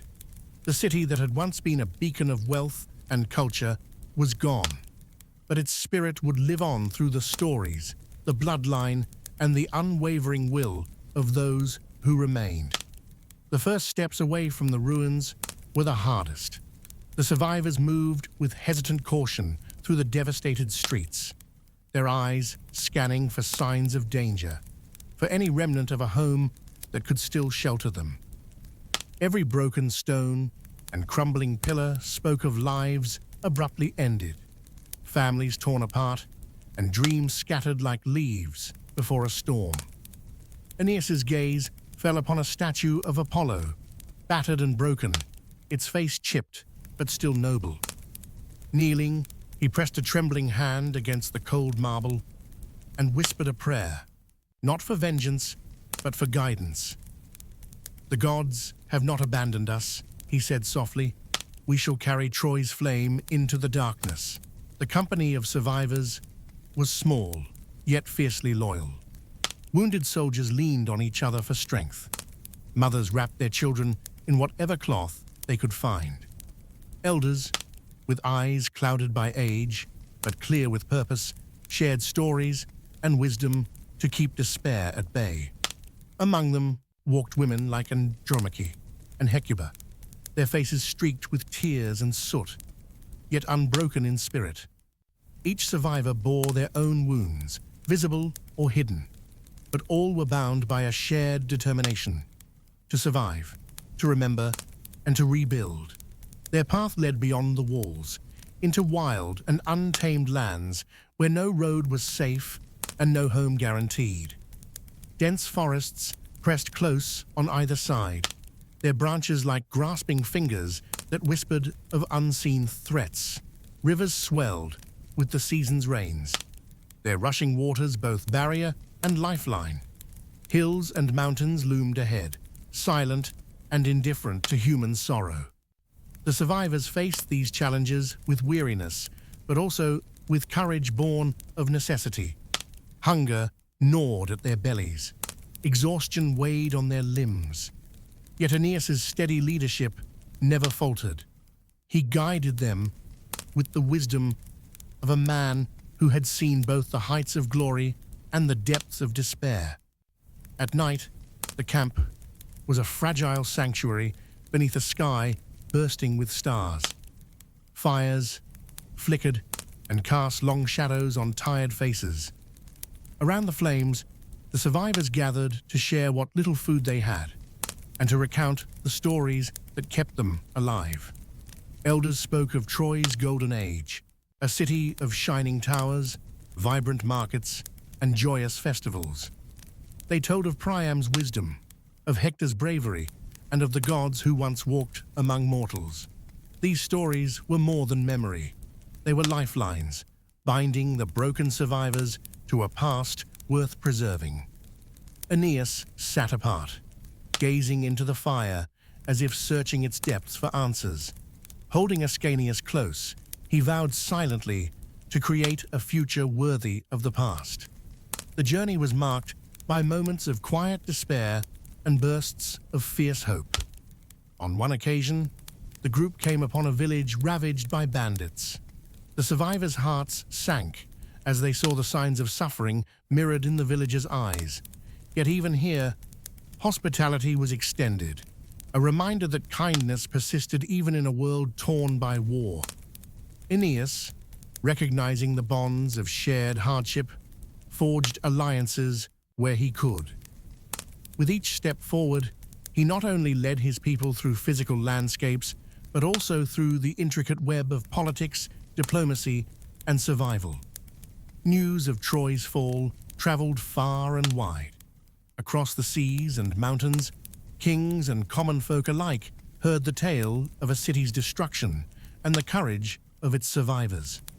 The Greeks, victorious but changed, returned to their homelands. Odysseus embarked on his long and perilous voyage, his mind as restless as the seas he crossed. Agamemnon's triumph was shadowed by treachery at home, where his queen's jealousy spelled doom. The The sons of heroes wrestled with legacies of glory and blood, their futures shaped by the ghosts of the past. The war was over, but its ripples spread like waves across time and space. Yet it was the survivors of Troy who carried the truest legacy forward. Aeneas's path would lead him across unfamiliar lands, over mountains and rivers, and across stormy seas. According to later stories, he would found a city whose descendants would build an empire greater than any before, a city called Rome. Through his struggles, Troy's spirit was reborn, not as a city of stone, but as a living lineage and a symbol of endurance. As they journeyed, the survivors mourned and remembered. The memory of those lost, their families, their homes, their way of life, was a fire that could not be extinguished. And yet, with every step, they carried a flame of hope. It was a promise to those who had fallen that their sacrifice would not be forgotten. The story of Troy would live on, in tales sung by bards, in the hearts of children learning their history, and in the very blood of future generations. Aeneas's legacy was thus twofold: to honor the past and to forge a future. His son Ascanius represented that future, a new beginning born from destruction. Aeneas knew the road ahead was fraught with peril, but he was resolved. For as long as even one survivor walked, Troy would never truly die. The fall of Troy was not an end, but a transformation. From ruin rose stories of heroism and tragedy, of gods and men, of love and loss. These stories would echo through millennia, inspiring poets, artists, and leaders. Troy's legacy was eternal. As the survivors pushed forward, they became the living bridge between what was and what would be. Their journey would shape the history of the world, and the memory of Troy would remain a beacon, reminding all who heard its tale that even in the darkest times, hope can be found. And from the ashes, greatness can rise anew.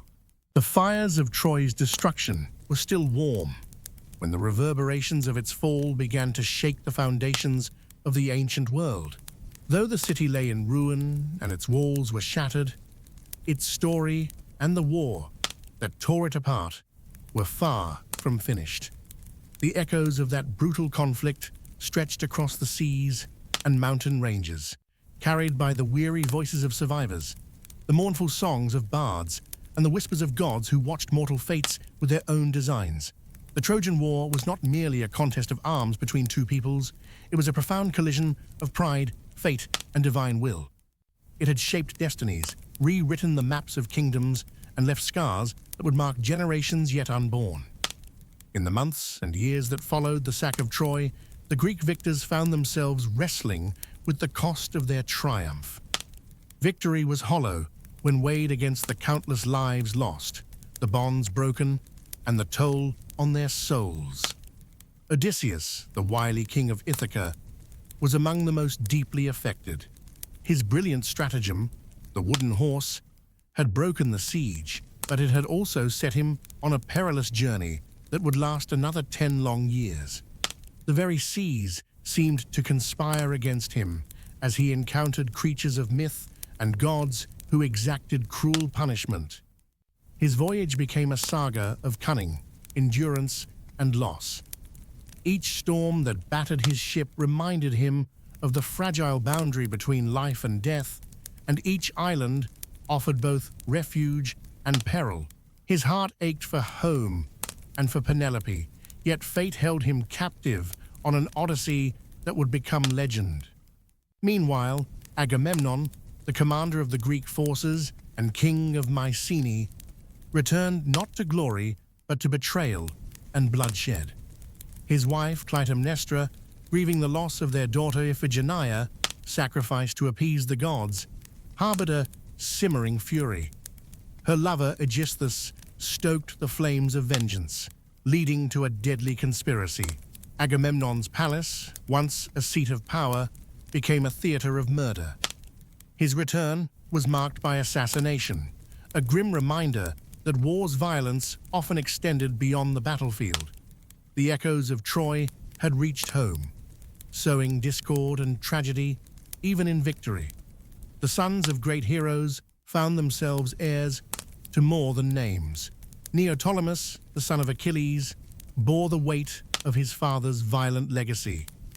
Raised in the shadow of his father's fury and renown, he struggled to reconcile vengeance with justice.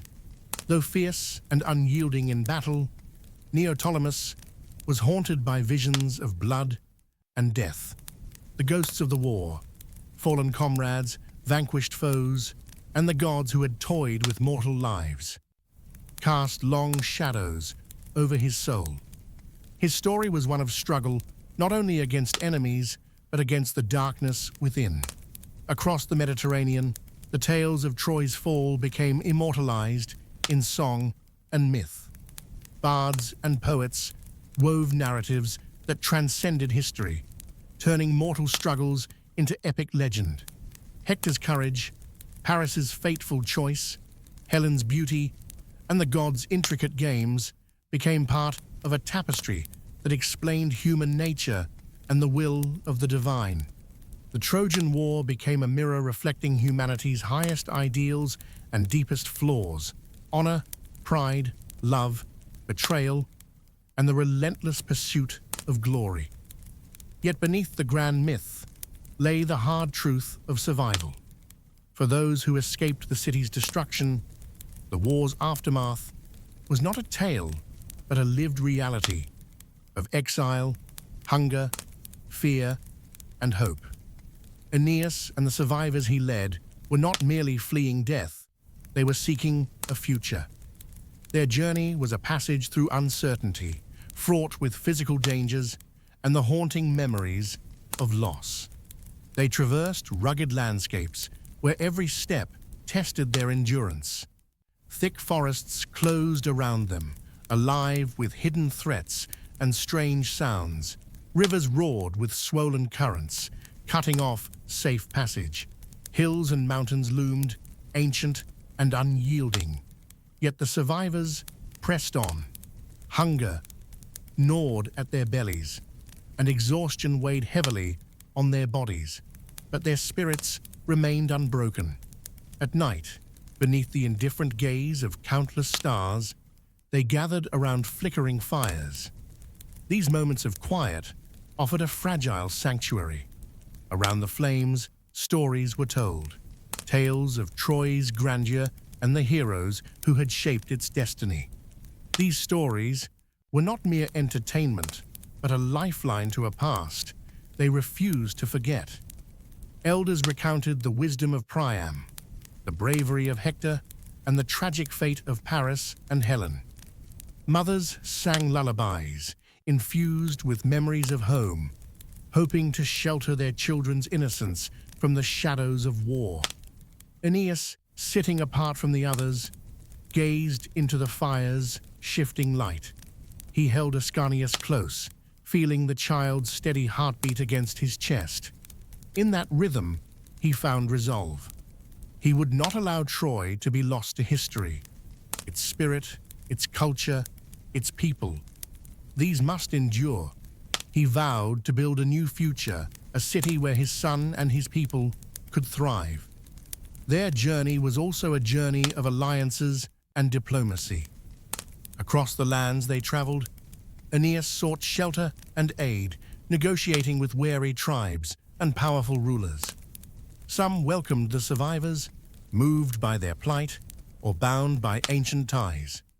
Others regarded them with suspicion, wary of strangers bearing tales of war and ruin.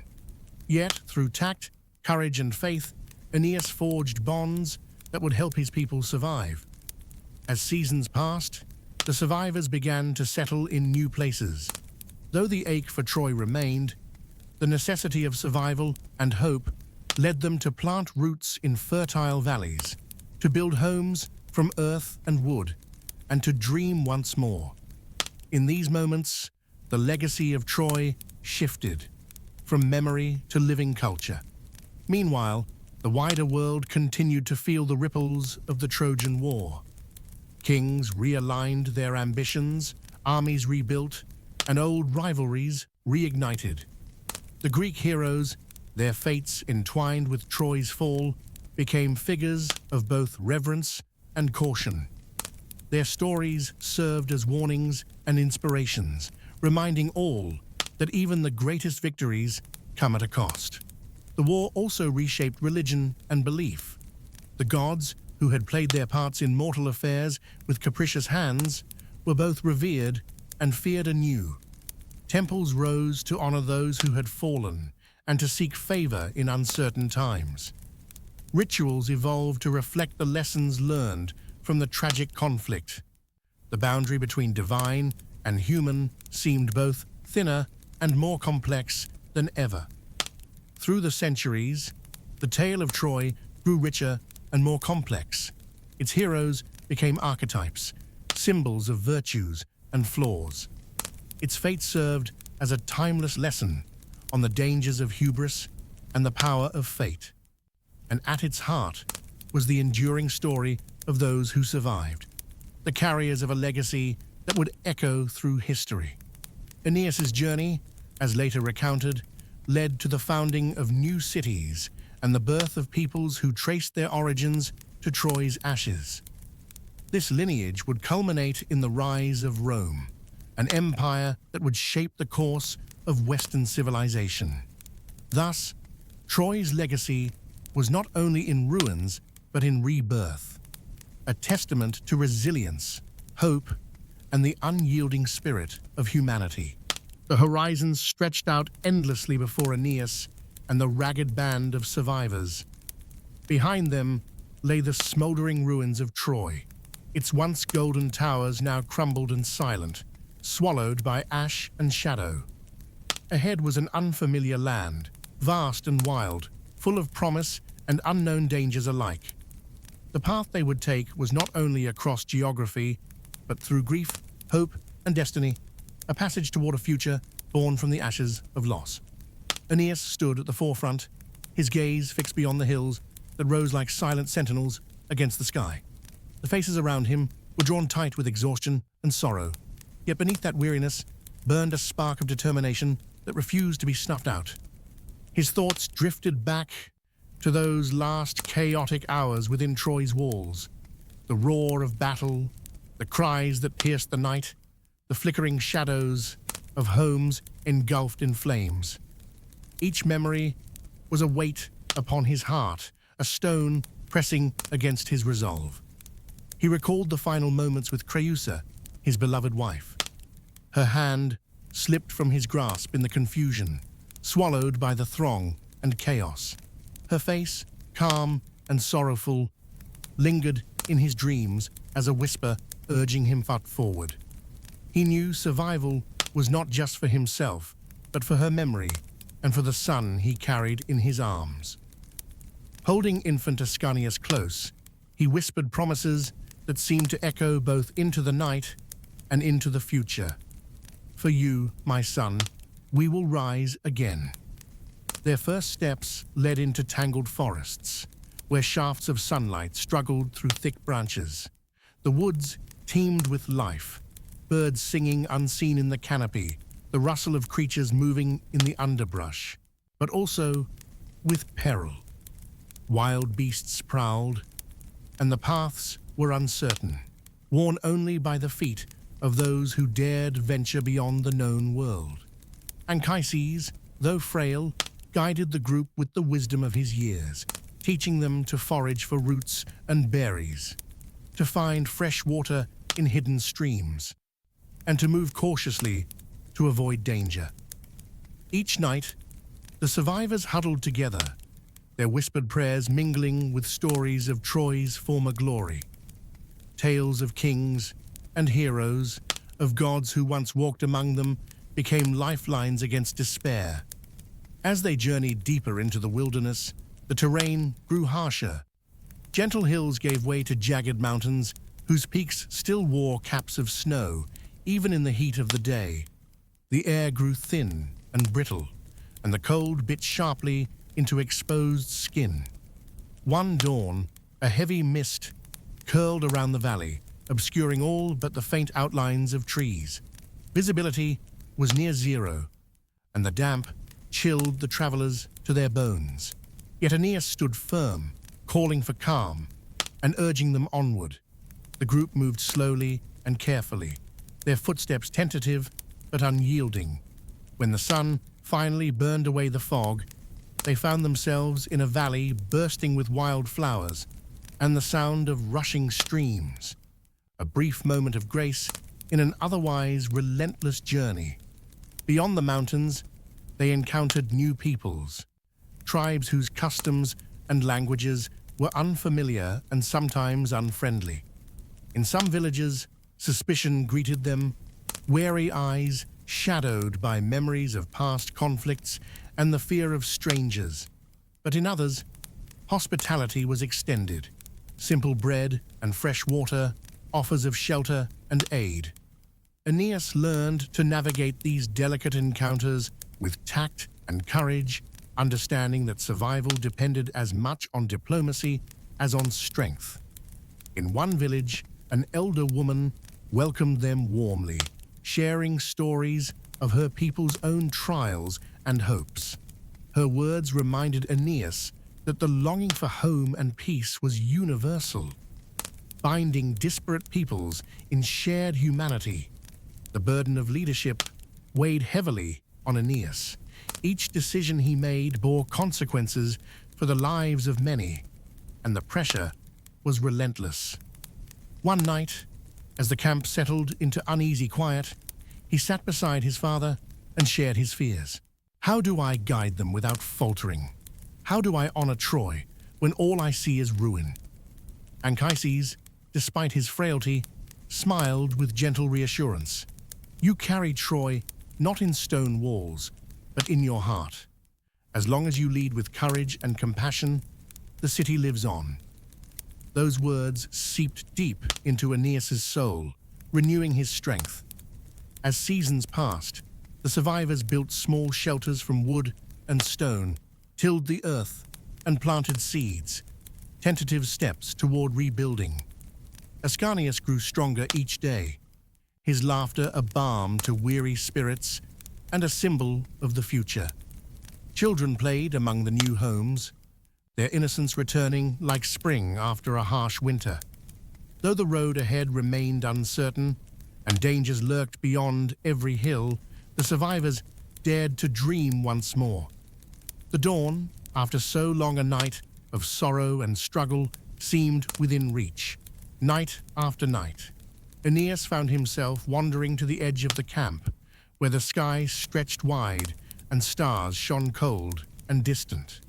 There, beneath the celestial dome, he grappled with his thoughts and prayers.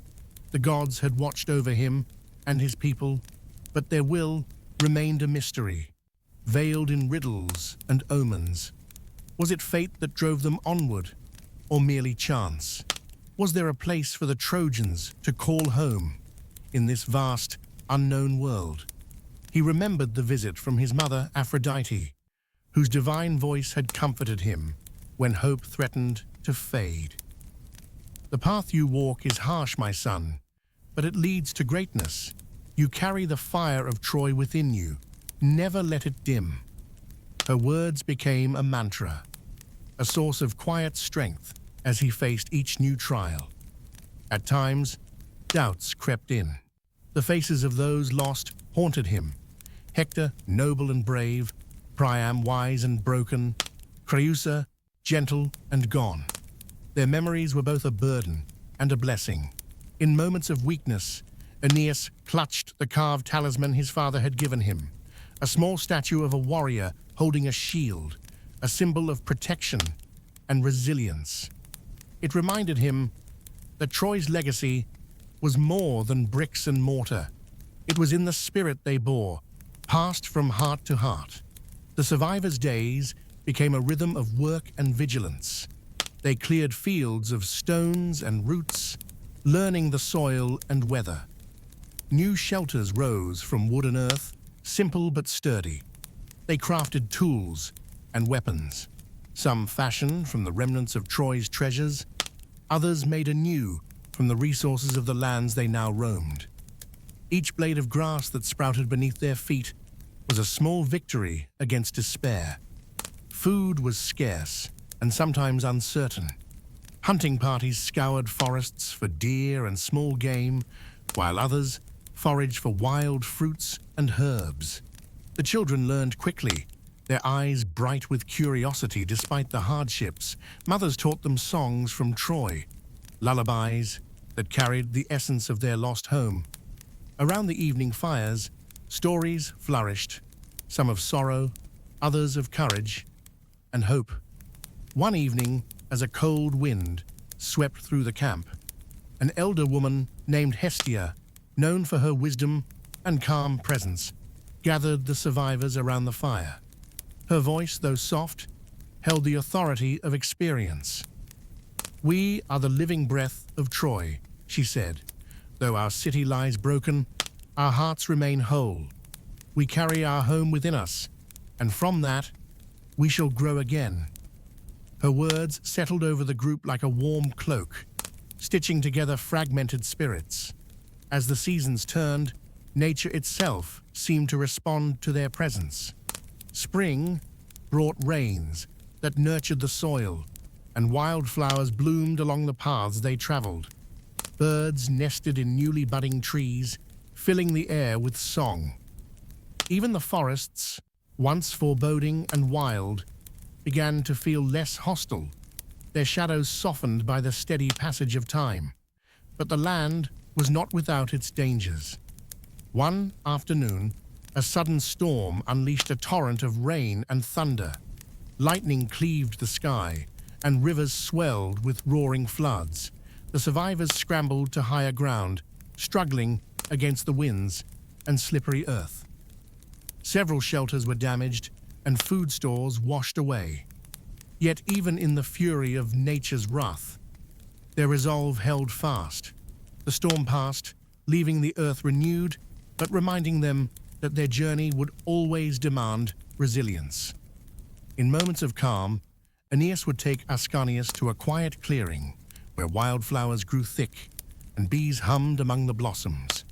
He would watch the boys' bright eyes, filled with innocent wonder, and imagine the city they might one day build together, a place of peace and prosperity, far from war's shadow. His thoughts often drifted to the future, pondering the lessons he must pass down. Troy had been a city of glory, but also of flaws, pride, vengeance, and human frailty. The new home would need to be stronger, not just in walls, but in wisdom and unity. He envisioned a people bound not by fear or conquest, but by shared hope and compassion. Word of the Trojan survivors began to spread across the lands. Travelers spoke of a band led by a noble prince, carrying with him the sacred flame of a fallen city. Some tribes approached with curiosity, others with hostility. On occasion, scouts reported rumors of enemies seeking to challenge the travelers, believing them weak and vulnerable.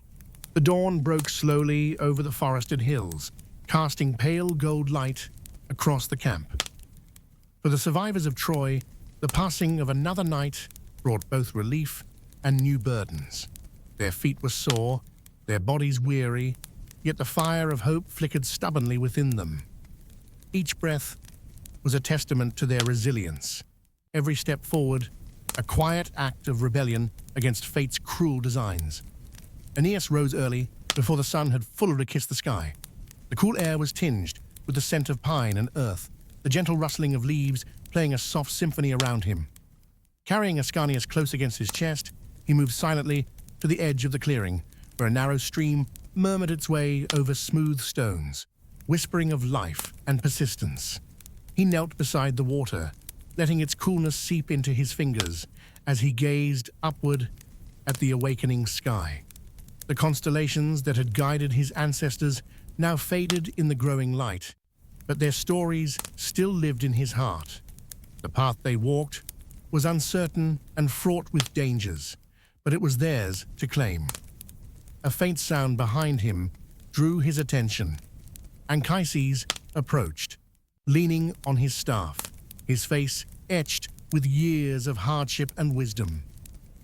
"You carry more than your son, Aeneas," the elder said softly.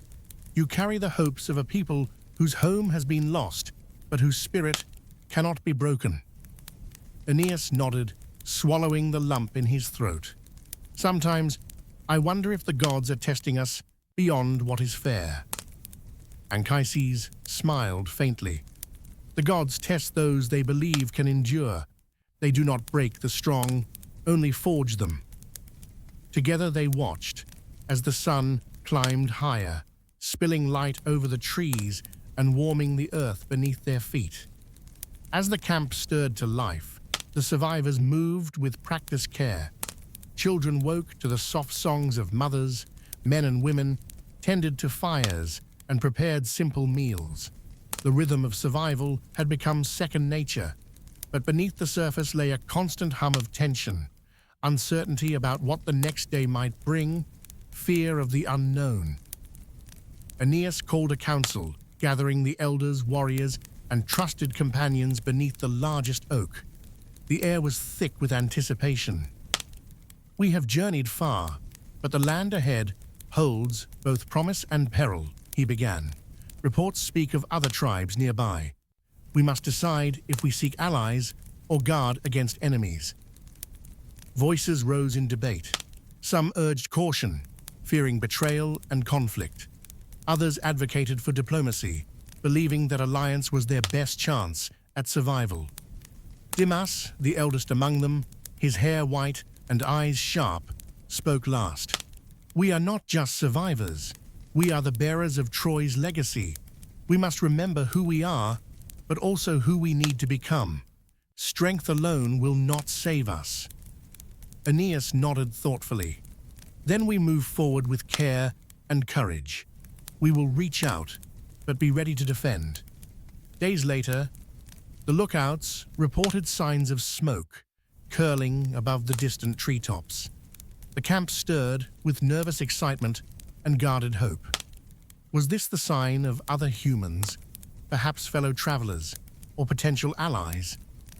Aeneas led a small group cautiously toward the smoke, the forest thickening with every step. Birds scattered as they passed, and the underbrush rustled with hidden life. At the clearing's edge, they found a village, modest but well-built, nestled among the trees. Its inhabitants, wary at first, emerged to meet the strangers. These were a people unlike the Trojans, with different customs and speech, but their eyes held a shared understanding of loss and survival. The village elder, a woman named Serapha, stepped forward. Her voice was firm yet kind as she greeted Aeneas and his band. "We have wandered these lands for seasons, seeking a place to call home, just as you." What followed was a delicate dance of diplomacy. Language barriers and differing customs complicated communication, but gestures, gifts, and shared stories bridged the gaps. The survivors exchanged food, knowledge of the land, and tales of their past.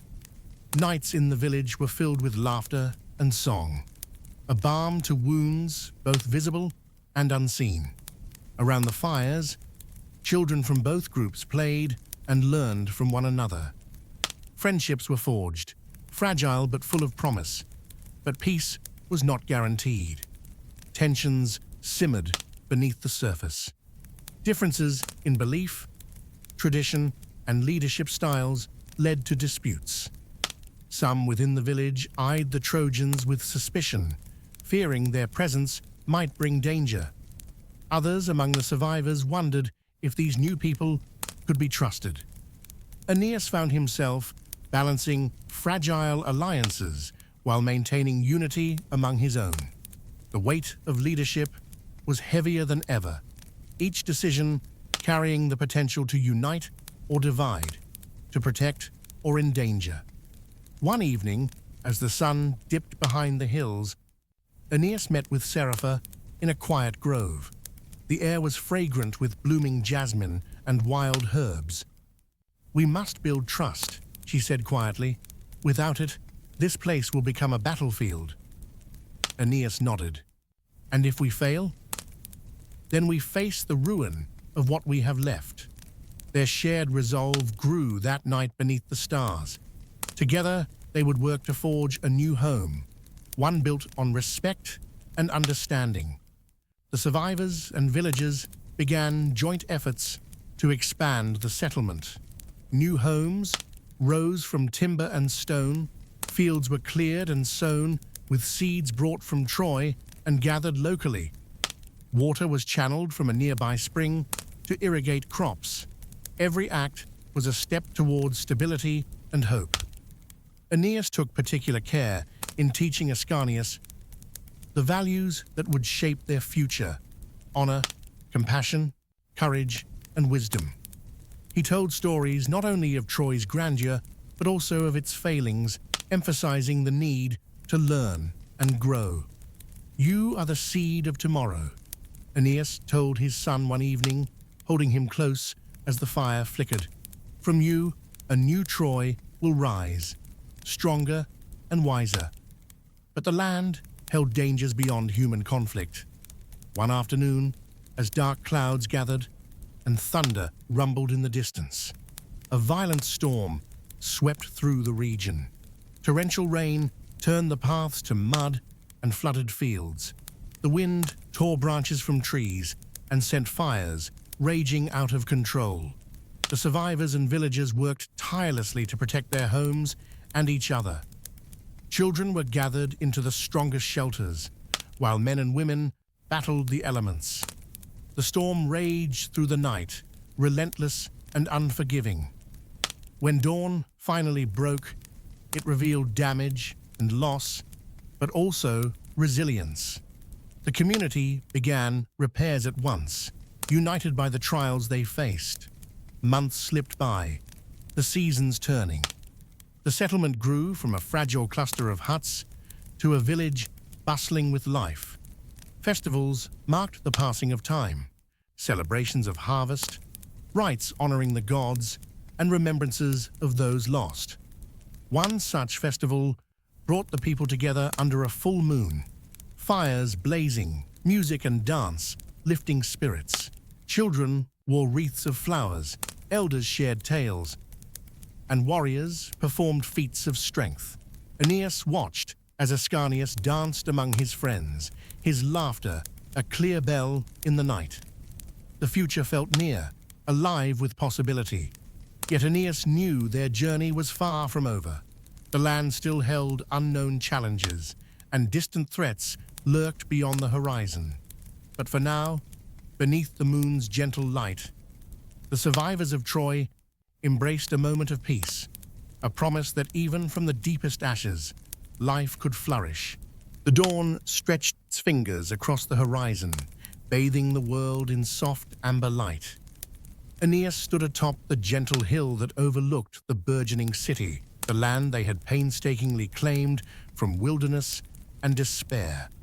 Below, the sounds of life began to rise, the crackle of fires, the murmur of voices, the laughter of children who had known only this new home. The scent of fresh earth and blooming flowers mingled with the salt air carried by a faint breeze from the distant sea. It was a morning like no other, filled with the promise of a future forged from the ashes of the past. Aeneas held his son Ascanius close, feeling the warmth of the boy's small body and the steady rhythm of his breath. Ascanius was growing quickly, his steps more confident, his eyes bright with wonder, and his spirit untouched by the heavy memories that haunted the elders. For Ascanius and the generations yet to come, Aeneas dreamed of a world where the pain of Troy's fall would transform into the strength of a new beginning. But beneath the hopeful light, Aeneas's heart bore the weight of countless memories. He thought of the smoldering ruins of his city, the faces of those lost, the cries of mothers, the last embrace of his beloved Creusa. Those memories were both a torment and a beacon, a reminder that the past could never be forgotten, even as they moved forward. The city before him was no longer a scattered band of survivors, but a thriving community, its wooden homes and stone hearths woven into the landscape with care. Fields of grain swayed in gentle waves, tended by hands calloused but full of hope. The central square buzzed with activity. Merchants arranged their wares, artisans shaped clay and metal, and children darted between legs with carefree joy. Today, the people prepared to mark the founding of this city, their new Troy. The festival was both a celebration and a solemn remembrance. Months of preparation had culminated in this moment, and the air was thick with anticipation. Aeneas descended the hill, his cloak billowing behind him, and was met by Serapha, the wise elder woman who had become one of his closest allies. Her eyes, sharp and kind, reflected the dawn's golden light. "We have come far," she said softly, her voice steady as the earth beneath their feet. "This city is the fruit of our perseverance and the hope of generations to come." He nodded. "And it is our duty to honor both the past and the future." Together, they walked through the streets now alive with color. Garlands of wildflowers draped over doorways, woven with ribbons dyed in vibrant hues. The smell of roasted meats and fresh bread wafted from kitchens, mingling with the sweet scent of honey and herbs. Musicians tuned their lyres and flutes, their fingers already dancing over strings in anticipation. In the central square, a great altar had been erected, hewn from smooth stone, brought from the nearby hills. It was adorned with symbols of the gods, wings of Athena, the trident of Poseidon, the laurel wreath of Apollo, and offerings of fruit, grain, and freshly caught fish lay arranged with reverence. The people gathered, their faces radiant with pride and emotion. Young and old, warriors and weavers, elders and children, each carried the weight and wonder of their journey in their hearts. Aeneas stepped forward to address the crowd. His voice rang out, clear and strong, carrying across the square. "Today, we honor the memory of our city that once was, and the new city that rises from its ashes. Troy was not just walls and stones, but a spirit, one that lives on in us. We are the torchbearers of her legacy, the stewards of a future built on the lessons of the past." He paused, letting his words settle like a seed in fertile soil. "We have suffered loss beyond measure, but through courage, wisdom, and unity, we have endured. Let this city be a beacon, not of war, but of peace, not of destruction, but of creation. For as long as we remember, Troy shall never die." A cheer rose, swelling and echoing through the valley. Torches were lit, their flames flickering like stars, and the people raised their voices in song. Ancient hymns and new melodies intertwined in a tapestry of sound.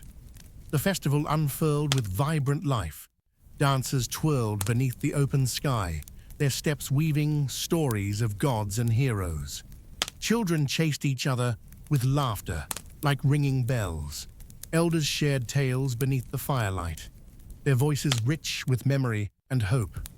Artisans displayed their crafts, delicate pottery, finely wrought jewelry, and fabrics dyed with colors bright as the dawn. Feasts overflowed with food, roasted boar and fresh fish, honey-sweetened bread, ripe fruits and nuts gathered from the surrounding forest. Wine flowed freely, poured from clay jugs adorned with symbols of prosperity and protection. In the evening, as the stars bloomed overhead, Aeneas found a moment of solitude by the sea's edge. The waves whispered softly, caressing the shore in an endless rhythm that echoed the pulse of life itself. He knelt and pressed his hand to the cool sand, the grains slipping through his fingers like fleeting moments of time. "I have carried Troy in my heart through all the storms," he whispered, "and now I carry it in this city, in these people, and in my son."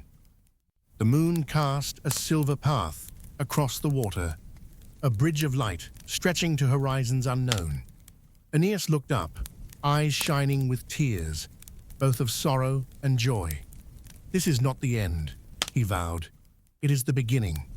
The years that followed were marked by growth and transformation. The city flourished, a vibrant mosaic of cultures and traditions woven together with care. Trade routes opened, connecting their home with distant lands. The wisdom gleaned from Troy's fall shaped their laws and ways, guiding them to govern with justice and compassion. Ascanius grew into a strong and wise leader, nurtured by his father's teachings and the love of the community. He bore the name of his forebears with humility and strength, carrying forward the torch of Troy's spirit. The city's walls grew sturdy and tall, but it was the hearts within them that defined its true strength. The people embraced the past, not as a chain, but as a foundation, a source of identity and resilience. Aeneas, now aged but unbowed, watched the city from the same hill, where once he had stood as a weary wanderer.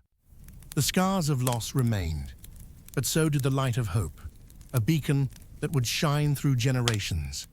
The story of Troy was told and retold, not as a tale of defeat alone, but as a testament to the endurance of the human spirit. It was a story of love and loss, of despair and hope, of an eternal flame that could never be extinguished. And as long as the people remembered, Troy lived on, not in the ruins of walls, but in the living heart of its children.